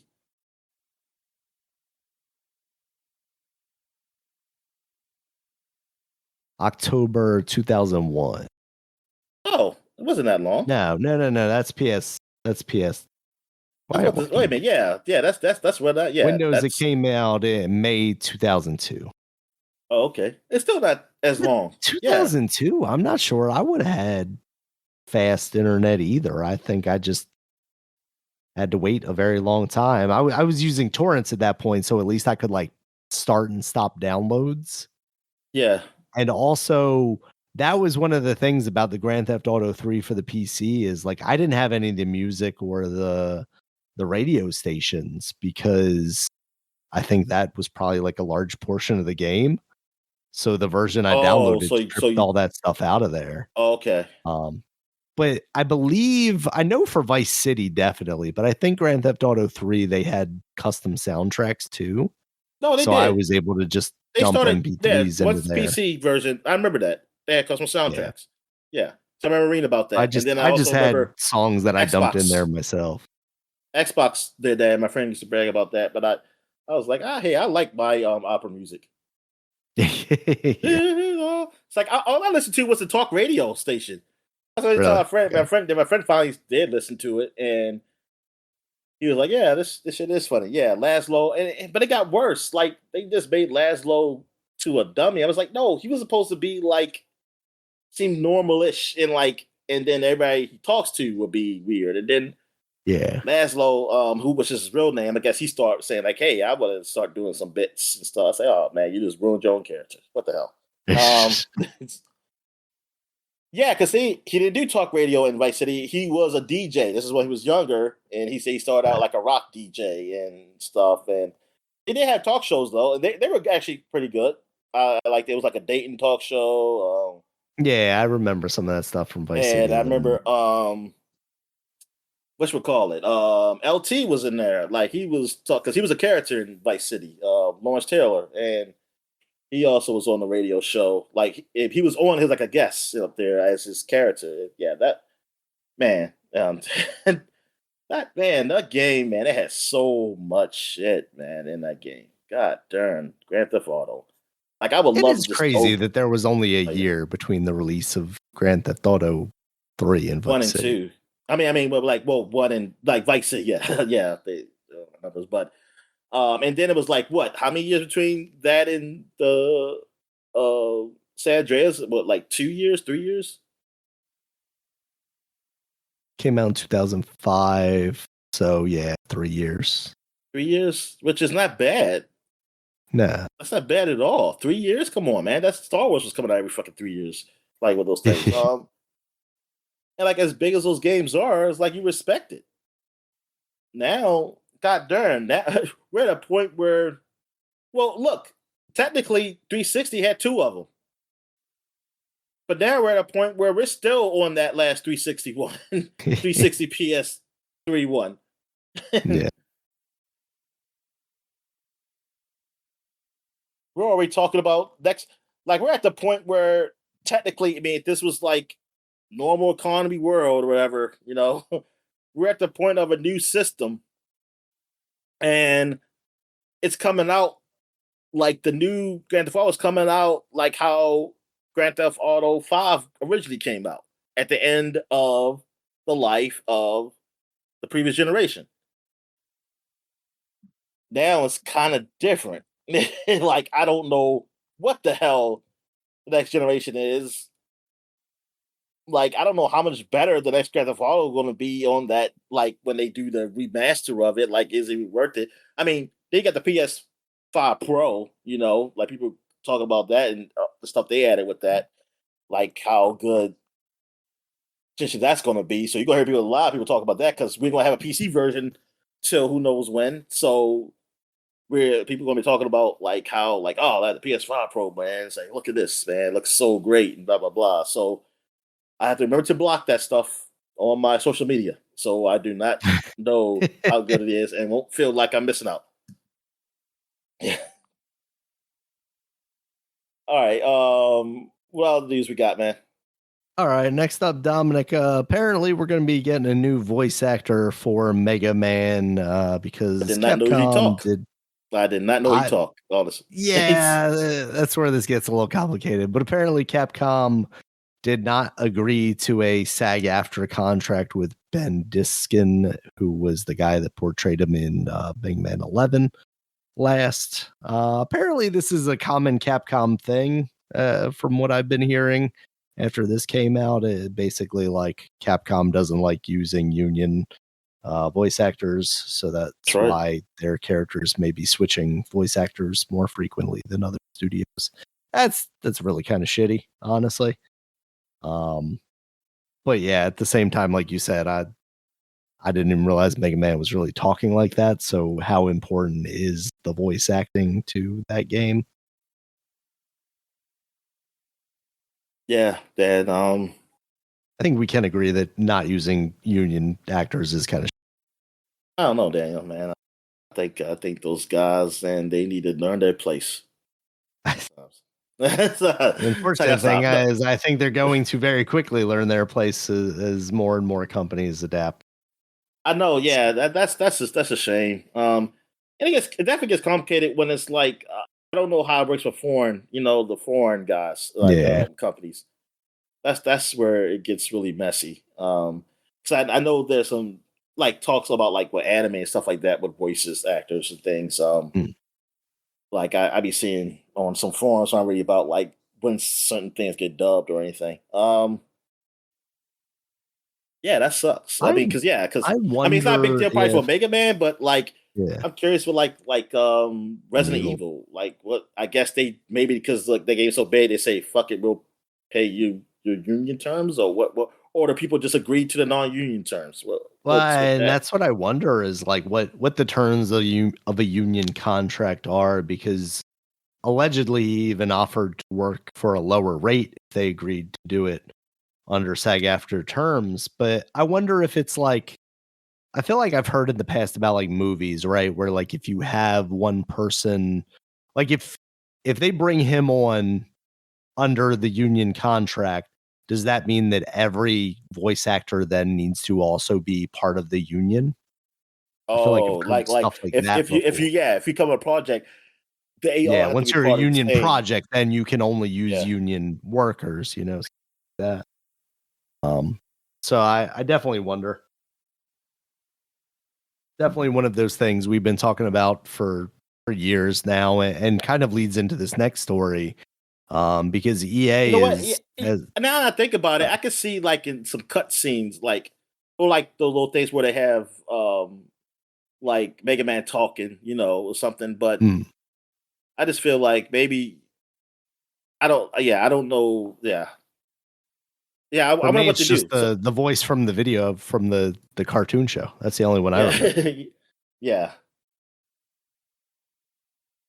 I always think of like a little kiddish type of voice, and Exactly. I always thought it would be a girl because it'd be like he's a boy, but it even though it says Mega Man, but he always sound like a boy. But Yeah.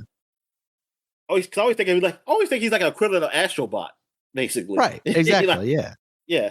Um, Until you get into Mega Man X, and then he's yeah, and yeah. So yeah. Ben Disc, yeah. When they said Ben, yeah, Disc, I was like, yeah, I'm surprised it was actually a man talking for her for this Yeah, it looks man. like Mega Man 11 actually had full voice. Scene. Yeah, I feel like I've seen it before too, like in some of the older games. Like they might, yeah, they had, yeah. Because I remember Wally. I know Wally talked. I know that, and I think Mega Man talked like, yeah, blah, blah, blah, blah, blah, whatever. He's like, the cutscenes with the professor and stuff like that. That's Yeah, that's uh, what I mean. That's what Mega Man is, right? Is it just like a parallel, like, well, not parallel, but what's the term I'm looking for? Like a spin, not spin off, but like Astrobot, because Astrobot had a girl too, and they had a a, rip off. Yes, is yeah, absolutely a rip off of yeah, because he also that. had a professor who built him, like, who had a big nose also, like the professor he had. Well, it's not as big, but still, it's, yeah, it kind of reminded me of that. Yeah, okay, All right, thieves, Dominic. So goddamn what's thieves. that? Yeah. So speaking of unionization, Dominic, something we've been talking about for a very long time. EA has laid off a ton of people from several different Battlefield studios, despite Oh having man, the best-selling game last year and the what? biggest Wait a Battlefield minute. launch ever. Oh my goodness, they had all those, and Yeah. they still got laid off. Darn, you didn't do enough. You should have had the best selling game ever, not just I within a just year. I don't understand, obviously. But also I know, like, they came out with the, what was it, like, Red Sec, which was their battle royale style thing Yeah, after the fact. I wonder if they maybe put too many chickens in that basket, and instead of like putting the efforts behind their main multiplayer mode, they wanted to, follow the trend, and people fell off of that, stick around. Um Because really, like, or if maybe it's just incomprehensible and it's the game's still doing fine and they're just really shitty about it. Because it's that's like what I we say almost about feel like. I almost feel unionization like stuff. that Like, too, like that yeah, part. To really be shitty about. Yeah, what we talk about is like it's there are a lot of roles in video games that obviously like come and go. Like there are ebbs and flows as to like you don't need a writer for the game after the story's been written, but are they going to be working on the next game you're working on, or are they just kind of going to be cut because you don't need them right now? That's the kind of job in like Hollywood that it feels like, okay, these guys jump around, they can work for this studio, they can work for that studio, they can do whatever. And then it's the other people that are you're kind of keeping in your umbrella, right? Like you have your director who not necessarily is going to always work for the same studio, but once you start working with a studio and you get that friendly relationship, it usually is like they stick around, right? So yeah, if yeah, you exactly.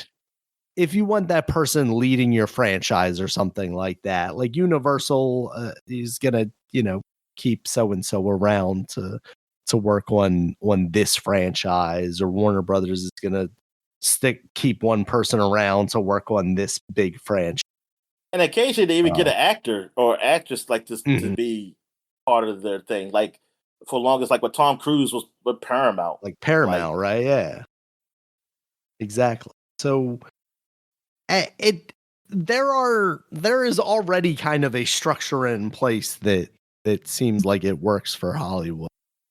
And obviously not without its problems, but I really feel like you're not seeing the upheaval that you are in video games. It kind of just goes to show that maybe like video games grew too fast too quickly, and as a business model, like companies, people that are making decisions about this stuff are just, I don't know, uneducated about the right way to go about this. Or I mean, it's I guess that's the problem, right? It's not necessarily the people who are making these decisions. They're making the exact decisions that they want to make, which is make more money, fire more people, try and still make decent games that idiots will buy because they aren't as good, or try and sell you microtransactions and so on and so forth like that. Um, but and I don't want to call like the people making games stupid. It's just they don't feel like they have the power to do what they need to do, right? And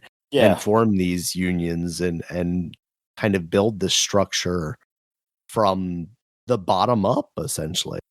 Yes, I'd be interested to see what early Hollywood looked like and how it came to terms with creating these unions. Like where did that begin? Was that grown from the bottom, and how did those people feel like they had the power to leverage against these large studios to actually do something and create something and have the system that now yeah, is that's it? interesting. And I remember years ago, Will Wright, did he write a book or something about like how to run a business, or he was teaching, trying to how to run a game business, and I wonder how what's happened with that. That was like years. I remember hearing about that years ago, like in the 2010s or something. Um, like because somebody was doing an interview with him, and Hmm. yeah, I just want to know what's yeah, like how to run the industry. And I'm curious, I wonder what how his much the quote. mafia was involved in unionizing Hollywood. Well, that too. But Because now that I think about it, like I wonder if that had anything to do with it. um, and I wonder, yeah, and I wonder what points he made, and like were they good points? Because I mean, of course, I didn't read it or anything, um, or like I don't know if he just wrote a book on it or he actually was teaching it. Like Mm. I don't remember, but because it seemed like that's something like you like. I guess if you start your own studio, not under a big corporation like EA or Activision, well, now Microsoft or whatever. Because yeah, man, I don't, yeah, when I think about it, like, yeah, a lot of these things were like they said were writers. It seemed like maybe they should be contract Mhm. guys, and I mean maybe they are, and some of them I think they are. But like for the people, like yeah, you finish a game, then yeah, you don't need this. Like, how do you move on? Like, say, let's move on to this next project, and that's what you. But I think that's what you should do. Like when you have a company, like you move on to another project. Like Yeah. that I mean that's what essentially what you do. But I guess all depends like what's your business model from the beginning? Like what's your goal from the beginning? Is your goal is to keep making newer games like back to back to back, like like how people do movies or anything like that? You make it Mhm. like, hey, we finish this game, then we move on. Or are you building a game where it's like it's a service game for service? So you're gonna be with this game for a long time, then that means you need to just contract people then. Like, so they know that, hey, at this set time, like whatever, yeah, you most likely you're not gonna be here because we don't. Once the game is done, it like all we need is people to keep running it. We don't need Right. people, and they need Yeah. to be contract based. But see that, yeah, I think that's where it is because obviously you're not gonna have to keep everybody if it's just a Yeah. service game I or mean, is the like concern there then that people aren't going to put in like the same level of work if they know that they're going to be done, after 2 years or something, regardless well, of with of that, whatever? see, that's the thing. I don't know, because I don't run a business, so I don't know what the mindset ever is with a contractor. Yeah. Because I guess you could still be like, yeah, they work here, but they didn't do a good job. You could put that in Yeah. there, like when people Exactly. call And you that's for the thing, references. right? Is like the idea would be that you want to continue to get work. So if you start building a reputation that, you start fucking off after a year, one or one of your contract or something like that, right? Like they're Yeah. not going to keep you around. Um, yeah, I don't know. I see that Will Wright has a master class, which is that like online kind of not university, but like it's a subscription service where you have like quote unquote experts in their field talking about things to Oh, try okay, and so that's what he teach you has. how about stuff.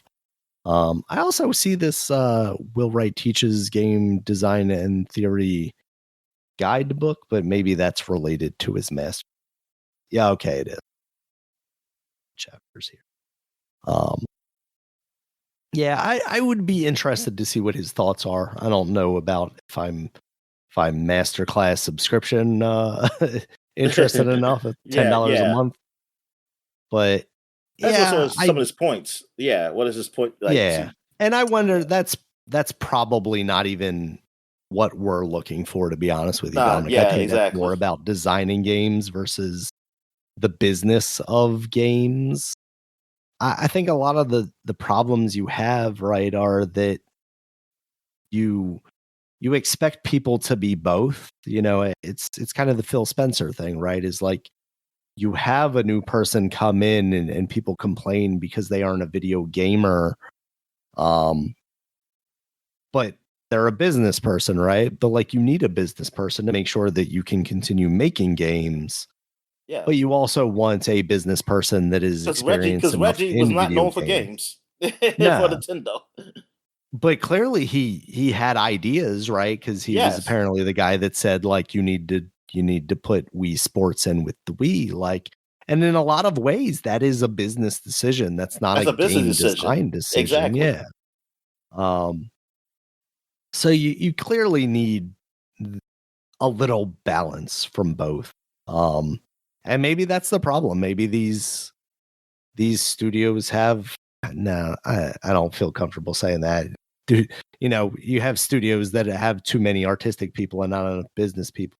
I think at the end of the day, the business people are the problem, but maybe the problem is the overall business people, right? Like, because you have these things that are so many steps up. This is EA making these decisions.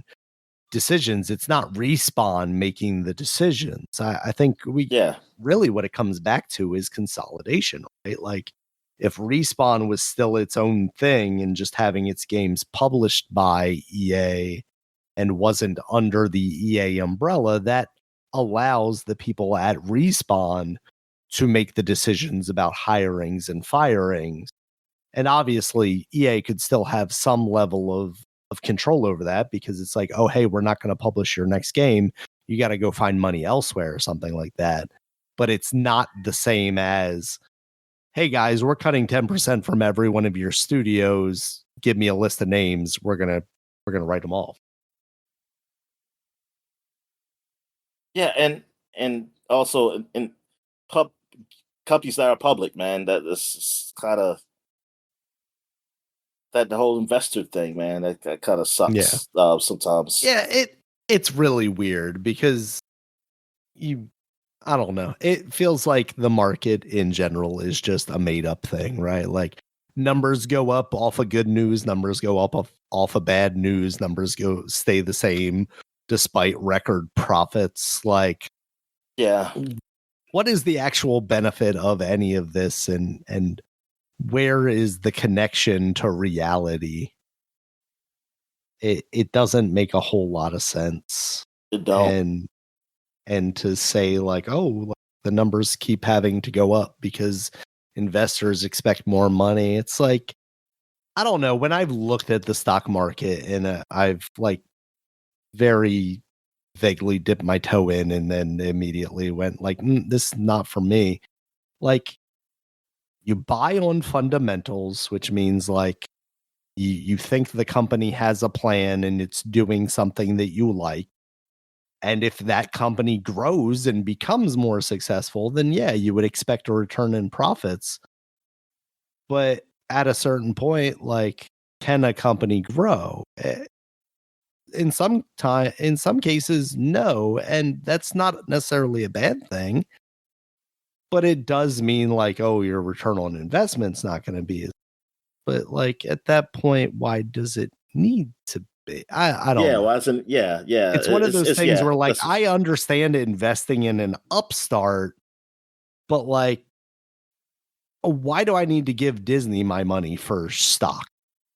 Right? yeah, Like exactly. Disney is Yeah, big enough. It doesn't need my money. It doesn't need my capital. It's not getting anything from my capital.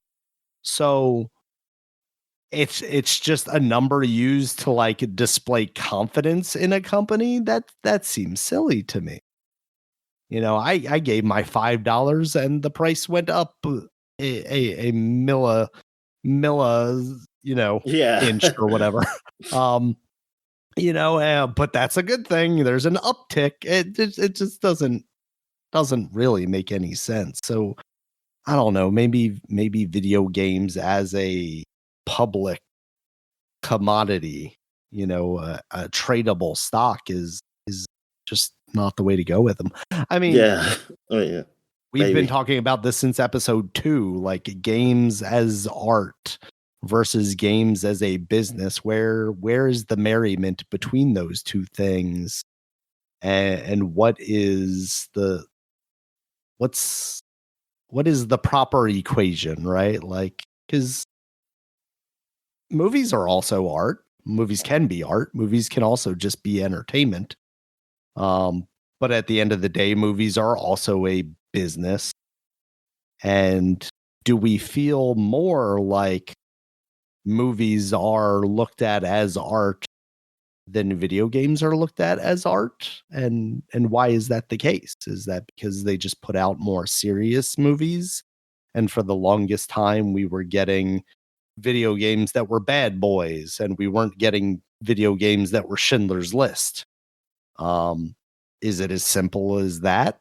That the balance of Bad Boys versus I Schindler's just think the List time means this that movie's people been take it around less longer. seriously? That's all. And Yeah. in the medium movies is you can equate that to plays, which has been Mhm. a thing for a year for forever too. Yeah. And kind of like, oh, and then all you say is like, hey, this movie is just the book, just in visuals and taking out all the lot of stuff in the middle. Which makes a lot of sense, because then as you look at that in the context of video games too, the more seriously taken video games as art are things that then also utilize actors, things like The Last of Us, which are in a lot of ways just the evolution of a movie, right? You're still Yes. getting that same performance Yeah, and level out Tetris. of it. And Tetris. And of course, Tetris. Uh, more people need to treat Tetris as art. Yeah, it used But to be yeah, like so what's that name who did the Campbell soup paintings? Yeah, it used to be treated Andy like that. Warhol. Yeah, Yeah, Warhol, yeah. It's exactly. So yeah, EA is once again just messing up. I think we're back on the hate EA bandwagon. Obviously, they and now the I Saudis had got them, kind right? of forgotten that they had gotten bought out by Saudi Arabia. When people were talking about this, and they were talking about like, oh, could this be a means to like kind of clean up before this purchase? And I was like, oh yeah, they are trying to get purchased. And I was like, wait a second, no, they did get purchased. That was a very big story last year. Which only spells doom for them, right? Because like if this is what they're doing before the actual like finalization of that deal, once that deal goes through, there are always like redundancy layoffs. Even we saw that with Microsoft. You have like, oh well, our team has an HR team and your team has an HR team, and that team over there has an HR team. Well, we only really need one HR team. Maybe we add one person from those three companies to cover the more people, but like we don't need a full team out of every place. And then we see more. So I don't like what we're doing with video games right now, Dominic. I'd like to believe like these are just growing pains, but as we move into this whole like AI as a new means of worker, I guess. I don't know. I don't trust these companies to make the right decisions for people, whether Right there that with you, be man. video games or otherwise. Right there with you. Speaking of the biggest company in video games, the most profitable, I feel like, in video games right now, Epic. has decided that it is not making enough money because it is raising the price of V-Bucks. And as a kind of make good for this, Dominic, they're gonna make Save the World mode in Fortnite free. Finally, I don't think Yeah, man. that's not actually directly related, but that's kind of what it feels No. like. Even though I thought that mode was just gone, I didn't think that existed anymore. I thought they had just stopped Well, development on I that thing. thought it was there already, and it was sort of free. But then I was thinking, and then I think it was at one point I thought it was there, it was free, and then I was like, maybe it was just one of those created worlds that was like someone created and they did it similar, which I'm sure they did because there's a lot of different modes in those created worlds. It's incredible. Um, but yeah, when I was like, "Darn, man!" It took them almost 10 years. Like 2018 was like when I remember that, and then I remember them saying, "Hey, it's going to be free to play one day," and then I thought it got scrapped, and Mm. then they mentioned something about it being there again, and I guess you had to pay for it. And I was like, God darn, you have to pay for this mode? And there's a lot of people. I mean, there's some people in the comments who forgot even about this mode or stuff. And some people, like one person, even thought like, was this the mode? Like it sucked, and that's why they did Battle Royale. I was like, it never did suck. It never. They did. It was still in like beta testing, and then they just added Battle Royale. Like they were just playing Yeah, around. Battle Royale just got right. big. It was like a happy PUBG accident. came along, and then they A said, very, "Yeah, let's a do that." very happy accident. I mean, Yeah, I wonder if let's just say this became just like a normal thing, like a normal game. Um, Fortnite, like nowhere near what it is now. Like it's there, it's around, but it's like one of those online games that's just there. Um, would they have a storefront, or was that always coming? that's a good question. I think the idea was always that they may eventually do that because I mean, his name Tim Sweeney was always kind of angling against Valve as kind of like this monopoly that he saw, kind of taking their cut of the games when he wanted to also take a cut of the games. Yeah. But yeah, this I might try this out because I actually never tried it. I never Yeah. tried. This is the Well, game I yeah, it always costs wanted to money. play. Screw that. Huh? What'd you say? I said, yeah, because it costs money. Like the whole Yeah, thing, yeah, like yeah. so many years we talked about, like you were just like, oh, I'm gonna get it as soon as it goes free to play. And they were promising at one point that it was going to go free to play like in the next year or so. But shucks, man. Now I can't. I was actually trying to convince my boys to try it out too, like when it was a thing, because I was like, "Hey, this is epic. This is Guys Stick Gears. Let's try this like PVE mode, PVE game, which we all like because we like horde mode. So it's like this. We got to build and protect against the zombies. And yeah, now I kind of don't know. Don't really not really big like this anymore. Um, but yeah, but the whole V Bucks thing, like they raising the price, yeah, and then like them explaining, like they have a whole thing explaining why they're raising the price too. Oh yeah, let me see if I Um, can find that real quick. I meant to yeah, have that on deck because the statement is so bad. and it's like, hey man, this stuff costs almost like they're saying this stuff costs a lot of money, man, and like the economy's like the way it's pretty bad. Like they gotta help feed the mouths, their workers' mouths and stuff like that. And I'm like, it's like, darn, how much? I just want to know, like, man, are y'all losing money? That's what I'm asking. Like, are y'all losing money right now? Because I have a Yes, feeling you're not losing money. Honestly, this and is that's the their problem. statement. The cost of running Go ahead. Fortnite has gone up a lot, and we're raising prices to help pay the bills. Like, it's like I said to you, like, oh, hello, fellow poors. We also cannot afford the groceries. Like, that's what it feels like to me. And it's Yeah, just like, what are we go ahead. doing here? Like, I think one of the podcasts I was listening to mentioned World of Warcraft. Because, or no, did I see it on Reddit? Because RuneScape apparently has raised its prices for like the second or third time within a year. And World of Warcraft has apparently never raised their prices. Like their subscription price. That was shocking to me. For $15, right? Yeah, it's $15. And apparently it started as $15 and it's still $15 to this day. And I that still think it's too to much. me is pretty surprising.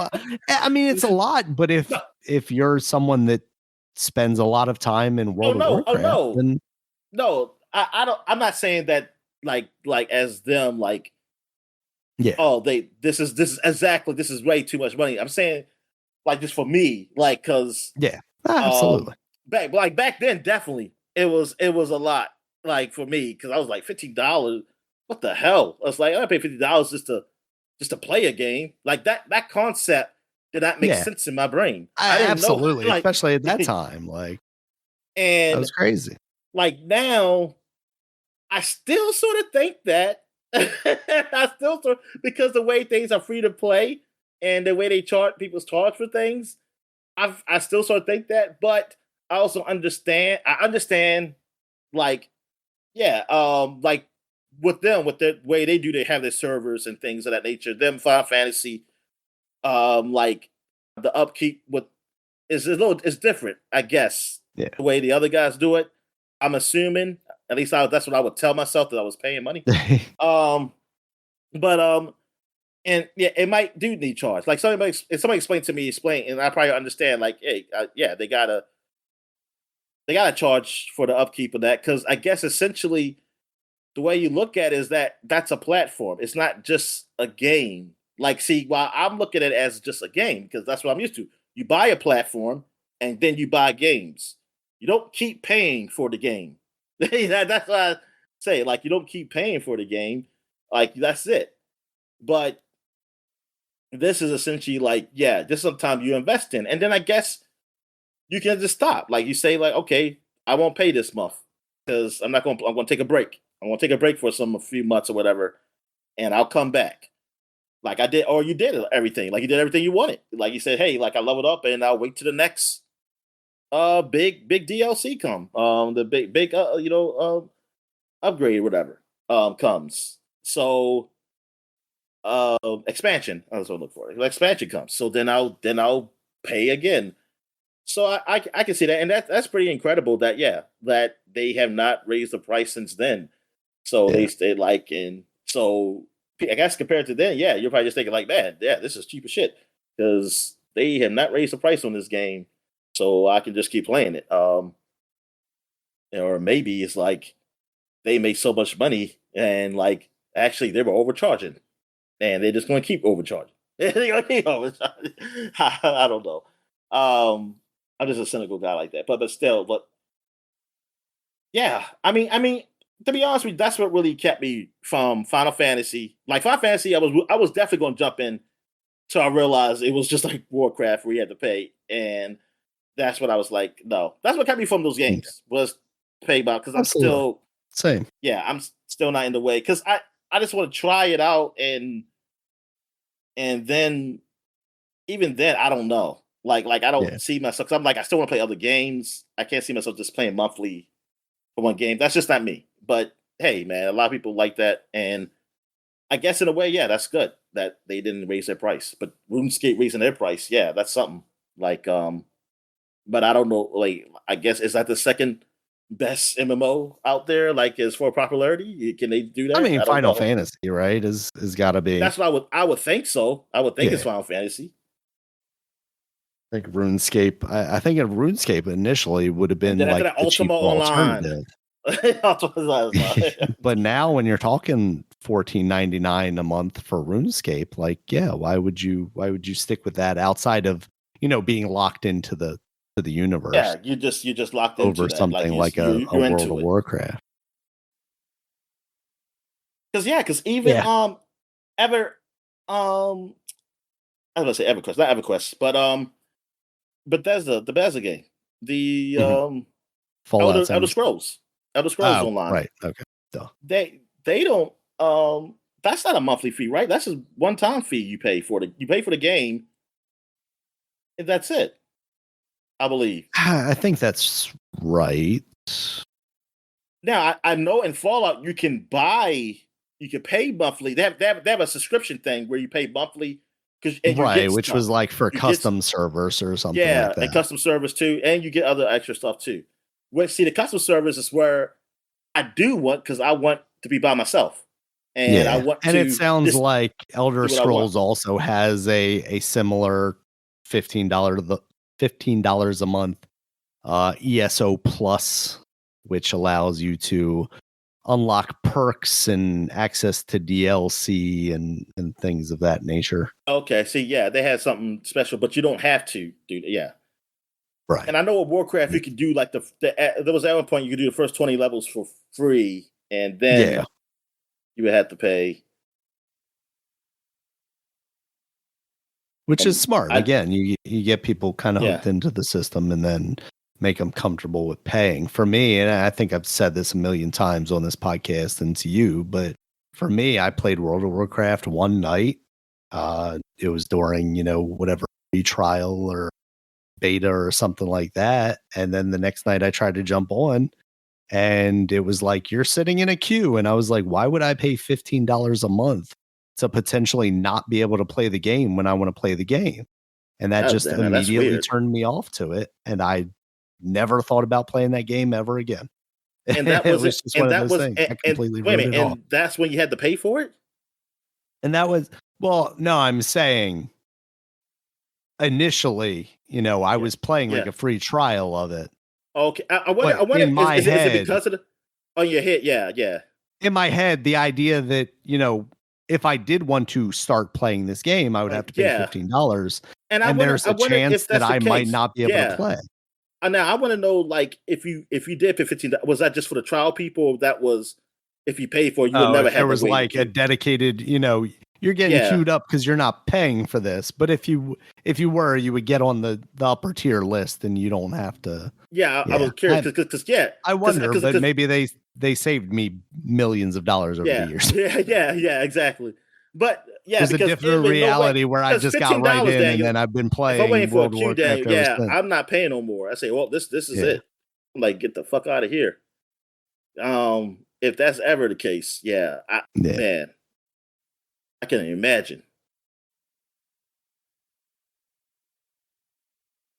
All right, any other news, man? Nah, that's pretty much it Oh, for this but week. here's something I forgot to mention. Did Sure. you watch the trailer for the Grogu movie? Um, I still it, haven't actually gotten around to seeing that. I was in the kitchen making dinner when it came on during the Super Bowl or whatever, and I oh just no, never no, not went the short back one. to. Oh, okay. It's a new one that just came out. It's longer. Uh, yeah, because I wanted to see what you think of it. Okay. No, I had. It's the. Oh, I check guess it out. you I'll don't. just pause the podcast. I was gonna say you don't necessarily want to color my opinion of it. So, Yeah, I want you. Yeah, I want you to. Yeah, I want to. Yeah, watch it real quick. Because actually I have to watch it real quick too. Because honestly, I didn't watch it okay. either. I just saw the commercial on when the basketball games in the background. Like I was looking at, and I was like, oh shit, I forgot that trailer came out because I watched it on through X, but it had no sound. Mm. Like I was just looking at it. What's it called again? Mandalorian Grogu.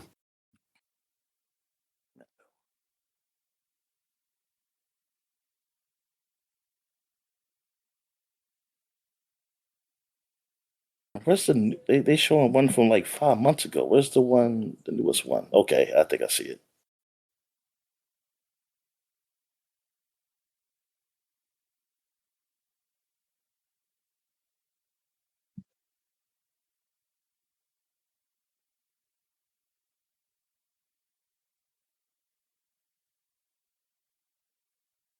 Oh, I'm watching it now. Don't talk to me.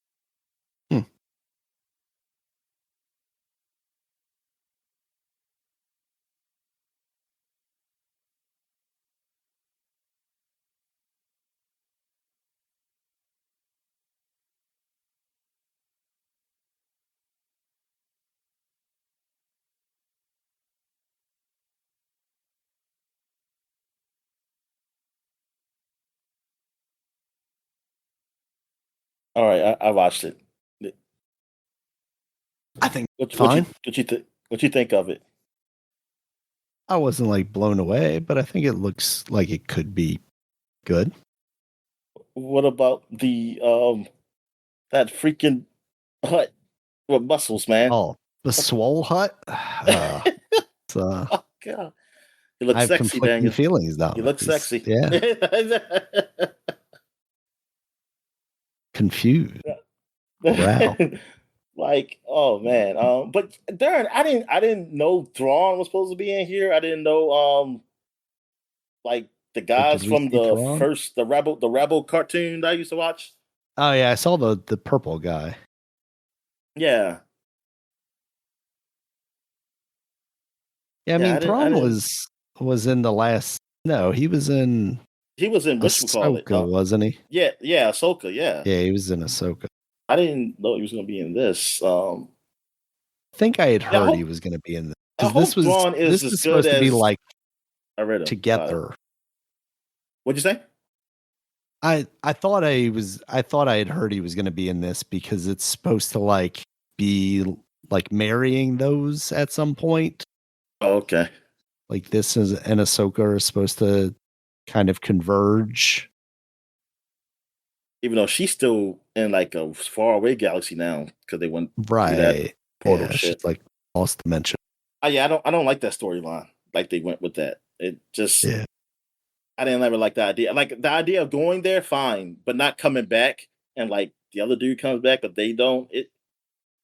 I didn't like that. But they went for that. Um, yeah, I mean, I hope it's good. And so is this the May movie? Is this the movie for May? Yeah, May 20. Yeah, okay. Oh geez, Because yeah. I guess that is coming up. yeah, so I was trying to think because I was some reason I was thinking like I didn't know when honestly the Doomsday came out, but I thought it was going Mhm. to be like the first movie. So when this came, I said, "Oh shit, when this supposed to come out?" So now you tell me like it's Spider Man supposed to be like I guess June or whatever. All right. So is this really what kicks off the summer for Disney? Is there anything before that? I When's mean, that Pixar movie I coming want to out? consider it Hop because Hopper Or is comes that out now as already out? now. Yeah, Yeah. Hopper is not what I thought it was. I thought it was about bunny rabbits. All right. I thought it was for Easter, Daniel. Honestly. God, Toy Story 5 comes out this year. Yeah, I still haven't watched the trailer. You know, I kind of refuse to because I'm like, this movie shouldn't exist. I'm gonna watch the Like I just I like the last movie was good, but it shouldn't exist either. But it's like Woody's also here too. It's like, what's up with these goodbyes? So you want to do goodbye now too? It's gonna be another goodbye, a sad goodbye at the end of this movie. No, in I hope it's fact, it that you all says hi. die. I hope it's that you all Actually, died. this is I'm very What? interested based on this poster because it's a tablet. It says hi, Yeah, let's play. So like if the idea is like physical toys contending with the well, idea of yeah, children I only get wanting that, to but they play, should have did that. They could have did that. the last one. Yeah, the last one. Actually, that should have been the last one. But y'all want to act like y'all were ending, and y'all probably thought Yeah. y'all were. You probably thought, and Disney said, "No, we don't end shit here. We Exactly. put it. We don't end You're owned shit by us now. until yeah, we'll do this shit over and over until we just can't do it. Like it's no possibility to do it anymore. As in, human society is gone. There will always be a Toy Story, even when you die, or even all the voice actors die. It will always be a Toy Story.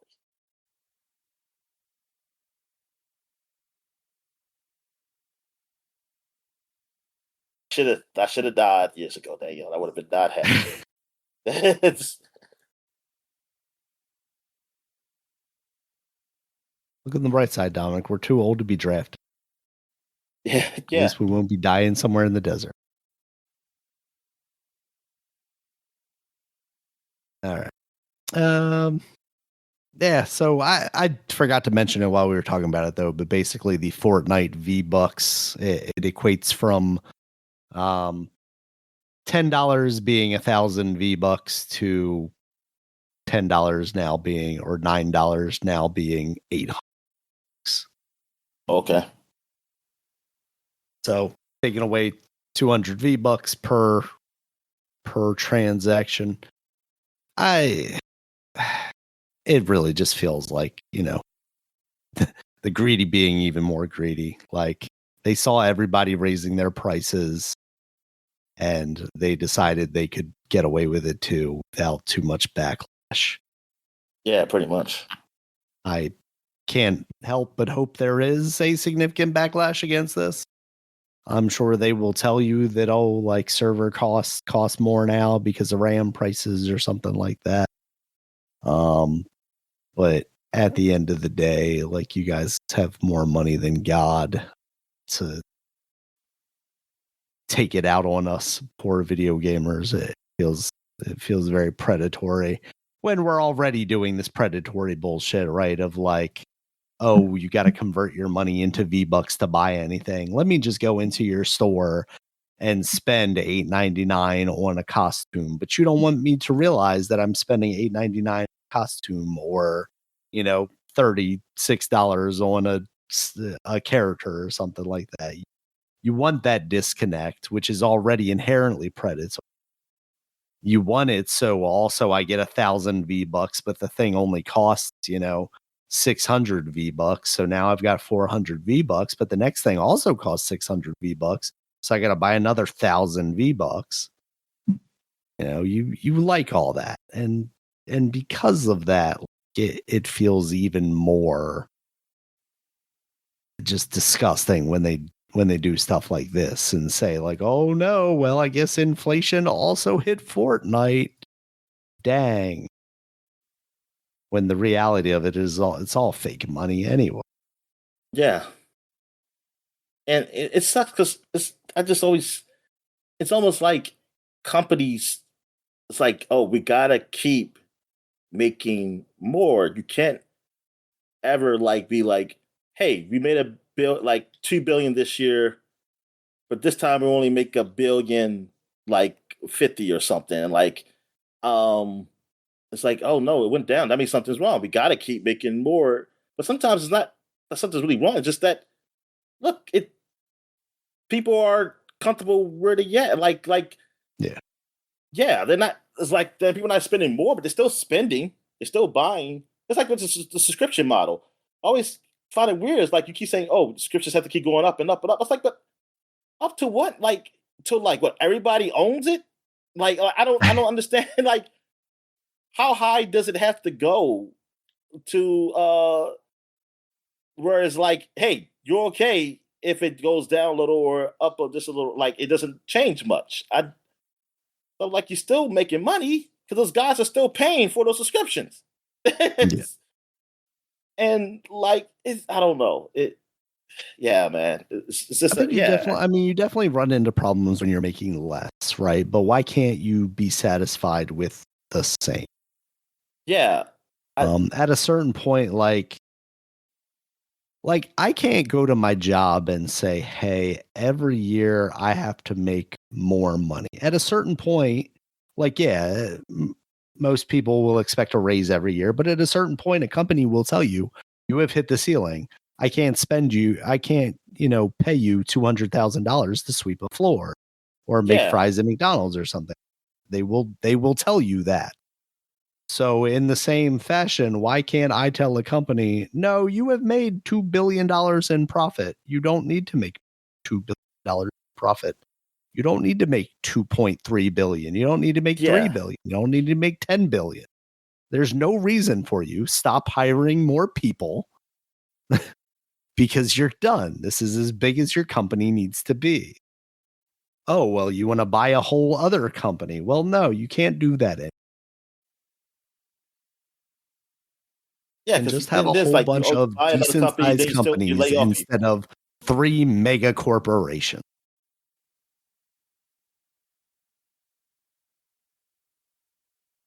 It's all our fault, Dominic. We wanted this Microsoft thing to happen. Yeah. Well, whatever. It was going to happen regardless. It was gonna. Yeah. No. But the people who did, I mean, if there was some people, I'm going to say there's nobody who said that, but if some people said what happened, like, this is what happened, like what happens now, it was very few. People were just hating it for other reasons, like it wasn't even like for the reason they weren't for really for the right reason. Like we were liking it for like, yeah, more, hey, like games costing a lot, and now we just get one place where you can play some games. You pay the monthly price or whatever, or year. I mean, whatever how you do your subscription, and you get to have these games you can play because like you can only play but so many games in a year and pay for them like at that price. So it seemed like a good deal. But yeah, they just made it worse with that. It sucks. And now like competition. I mean, because PlayStation did do things with theirs. Um, Yeah, they for made the some longest improvements time, it did with the, actually, with force yeah them to with their compete, model. and then it eventually didn't anymore. Yeah, and now PlayStation, they're like, oh, they can just go stagnant basically. Yeah, I mean that's the problem, right? Is we saw competition until the number one player had the inferior service, and then it just became, oh, well, the inferior service is good enough. I don't need Yeah, to change anything. People are still buying our console 2 times more than the other console, and we have the inferior thing. So we, in a lot of ways, the market chose poorly. And I get it because there are a multitude of factors, right? It's not just, oh, well, Game Pass. Well, the reality is like Game Pass was a better deal when it has games, but Microsoft was also not putting out games. exactly. Yeah, Sony at the time was putting out more games, higher quality games. So that is why they probably got more people buying their system. So it really was kind of a crapshoot either. Microsoft was on the losing side of that. And as such, one of the more consumer friendly things that they had designed is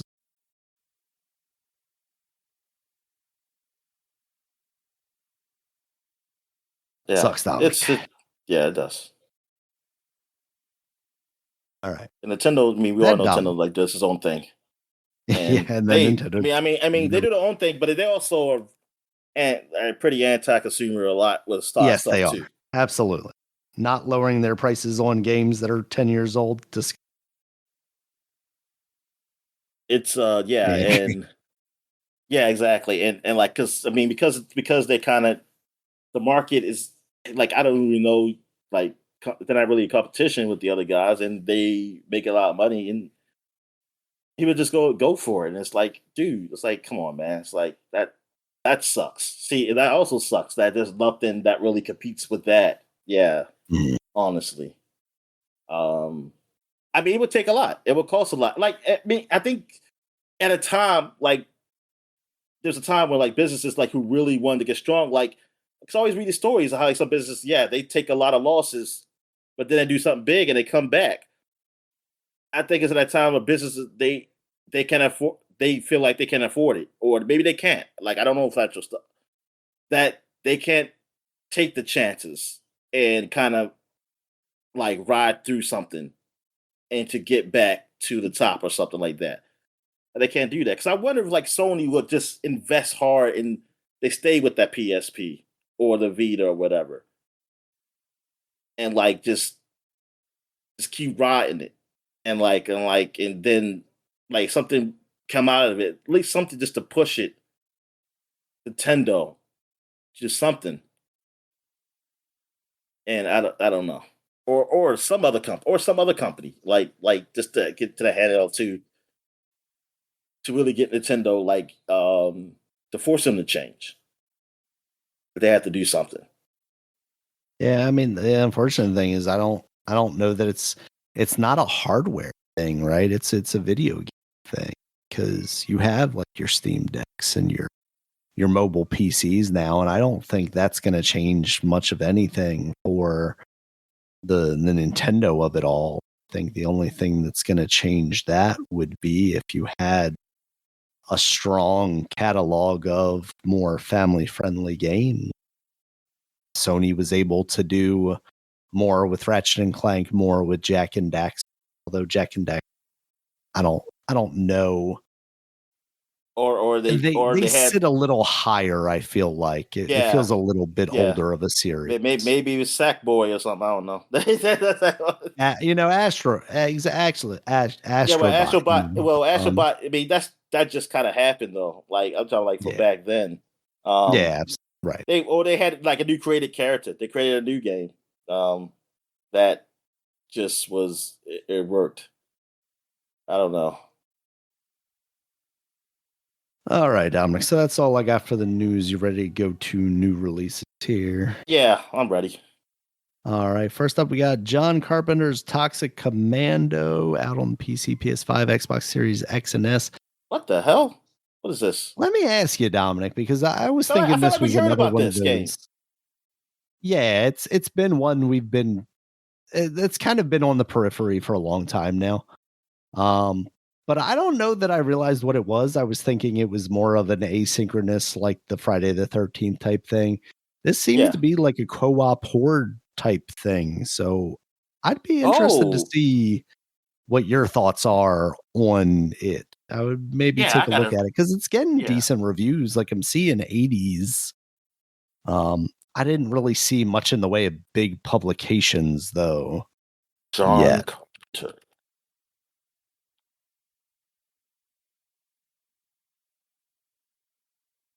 Does he go commando? Yes, he goes command. uh, yeah. Let me see. Okay, now I'm seeing it. Huh, that's interesting. Yeah, I think I wish there was a demo out or something for this. Yeah, And this is the guy and that's what it comes who to, did right? World War Z. Are they the same guys?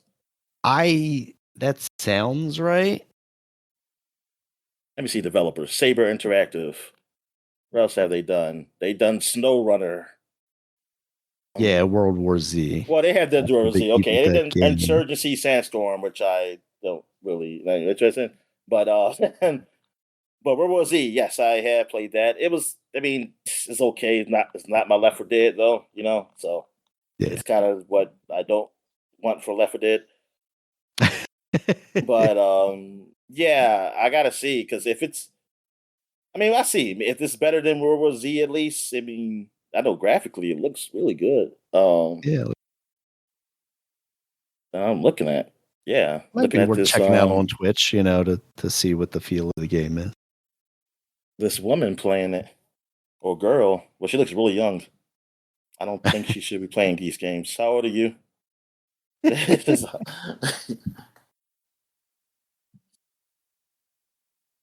Yeah, this looks. I don't know. Yeah, damn. I wish it was a demo. Yeah, I Yeah. can't just.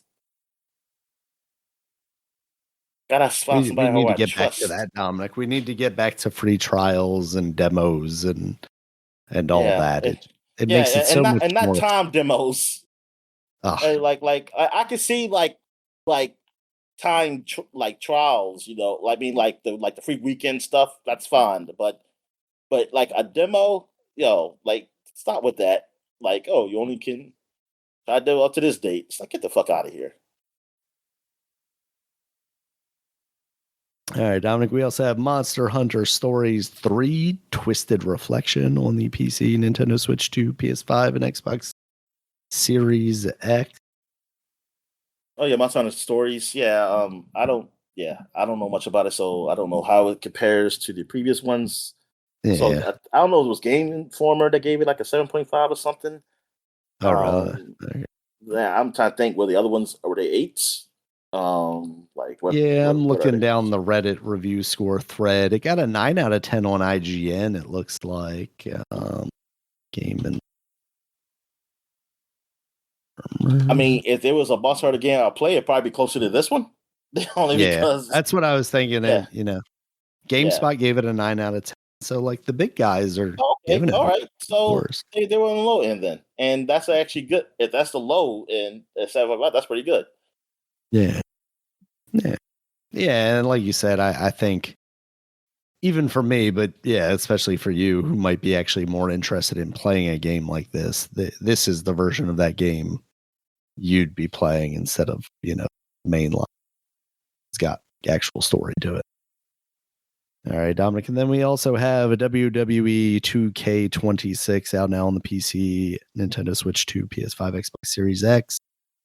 It's another one of those games, and it sounds like the microtransaction stuff has just been ramped up even more, just like any of these 2K games. Yeah. So but it's an Attitude Era, Daniel, right? It's the Attitude Era game, right? Yeah. There's an Attitude Era pack and there's an Attitude Era version of the game, but I don't think I think the story mode, quote unquote, is more the showcase mode, I believe is what they call these now. Okay. It's focused around CM Punk. So, okay. And of course they have the island stuff. Him wearing that again. Shirt with like the Chicago flag or whatever on it. Yeah, that's what he's always doing. His personality is Chicago guy. And they have the island stuff. That stuff looks pretty bad. Like there's an intro for the island that's going around that has there's 3 different factions. It's Rhea Ripley, who's like the goth faction, CM Punk, who's like the anarchist faction, and then there's like Cody Rhodes, who's like the traditional, this is the way wrestling was back in the day faction. And just like all of them are just like half-heartedly talking through their lines. It's like for people who are like performers on a live stage every week, like they were doing it right at the matches, Daniel. So bad. Like maybe yes, just out of breath. Yes. It's crazy to me that you can just have something so bad. It's like I like the idea of the island from a like Mortal Kombat The Crypt, kind of idea. But the reality is it's like the NBA 2K Street or whatever mode that they had. It's not my dead or alive volleyball island. No, it's not. Yes, it's definitely not that. Although some of the wrestlers might be wearing less clothes. I'm sure. Yeah, it's just wearing like little Speedos. I mean, exactly. That's what I'm saying. Yeah, I don't know. It's funny because I was looking through the flashback segment and it included WWE 2K16, which might have been the last one that I put like any serious time into because that was the Stone Cold showcase. And I remember playing, a part of that story. Was that was one of those free games you got? No, I think I actually bought 2K16. Oh. I want to say it was because like this is the first one. It was the first one that Ukes made after like a very bad one or something like that. I can't remember what it was. Or it might have just been like I was looking for what it was, I think, is like that's when I was starting to like really get back into wrestling again. And I was like, oh, I'm going to give one of these a chance. People were talking pretty good about this Stone Cold showcase thing. And then like it was okay. I didn't love the way it felt and I didn't hate it, but it just didn't keep me playing. And then I was like, yeah, I don't really have any interest going back to these. And then I gave that AEW game a chance because it was supposed to be more like the old games that I had nostalgia for. And it just kind of missed the mark a little bit too. And maybe part of it is like, I have nostalgia for those old games, but for a new game to play exactly that same way, or at least similarly, we're in a different age. You can't just play on that nostalgia unless you are that nostalgia. And I think it kind of got struck by that, right? Like it's very easy for me to go back and play No Mercy and have a lot of fun and be able to overlook all of these shortcomings because it is a game from 2003, 2002 or something like that versus a game that came out in 2025 and plays exactly the same and has those exact same shortcomings, you know? Yeah. So yeah, I'm just kind of out on it on the wrestling stuff right now. I have zero interest in really giving these games a shot. And when the product is not that great right now either, as far as like WWE goes, and not all that compelling, it's kind of like I don't have any real interest in the game because it's not going to be that compelling either. Because if they can't write for the television show that makes them multi-millions of dollars, why do I think they would, you know, be good at writing the game? Even though the reality is, like, I would hope at least I'm sure that WWE has some level of input on these, but it's not like their writer's room that's writing these stories, right? I would hope not, at least. So I don't. Yeah. Right. So that's our new. I think it's a bathroom. So yes, sir. Wrap it up. Yep. All right. Thank you guys as always for listening. You can check us out on Twitter. Dom is at DStalworth5. I'm at Regulus MB. The podcast is at SupaPod, SupaPod. We also have Blue Sky at SupaPod.com, at RegulusMB.sky.social, and at DinoMan at DominicStalworth.bluesky.social. We have a webpage, SupaPod.com. It has all of our previous podcasts as well. Links to all the places you can find us. And our Game of the Year podcast is up. Where there's a... What's that? Our Game of the Year podcast is up. Hell yeah. So you can check that out in addition to this one. So once you're done listening to this, if you haven't already listened to the Game of the Year podcast, check that out. Video version of the podcast on YouTube. And of course, audio versions on iTunes, YouTube Music, Spotify, Amazon Music, Audible, any of the places you can find an audio version of the podcast. It's probably been scraped and put there, so check it out. And until next time, guys, we'll talk to you later. All right, see you.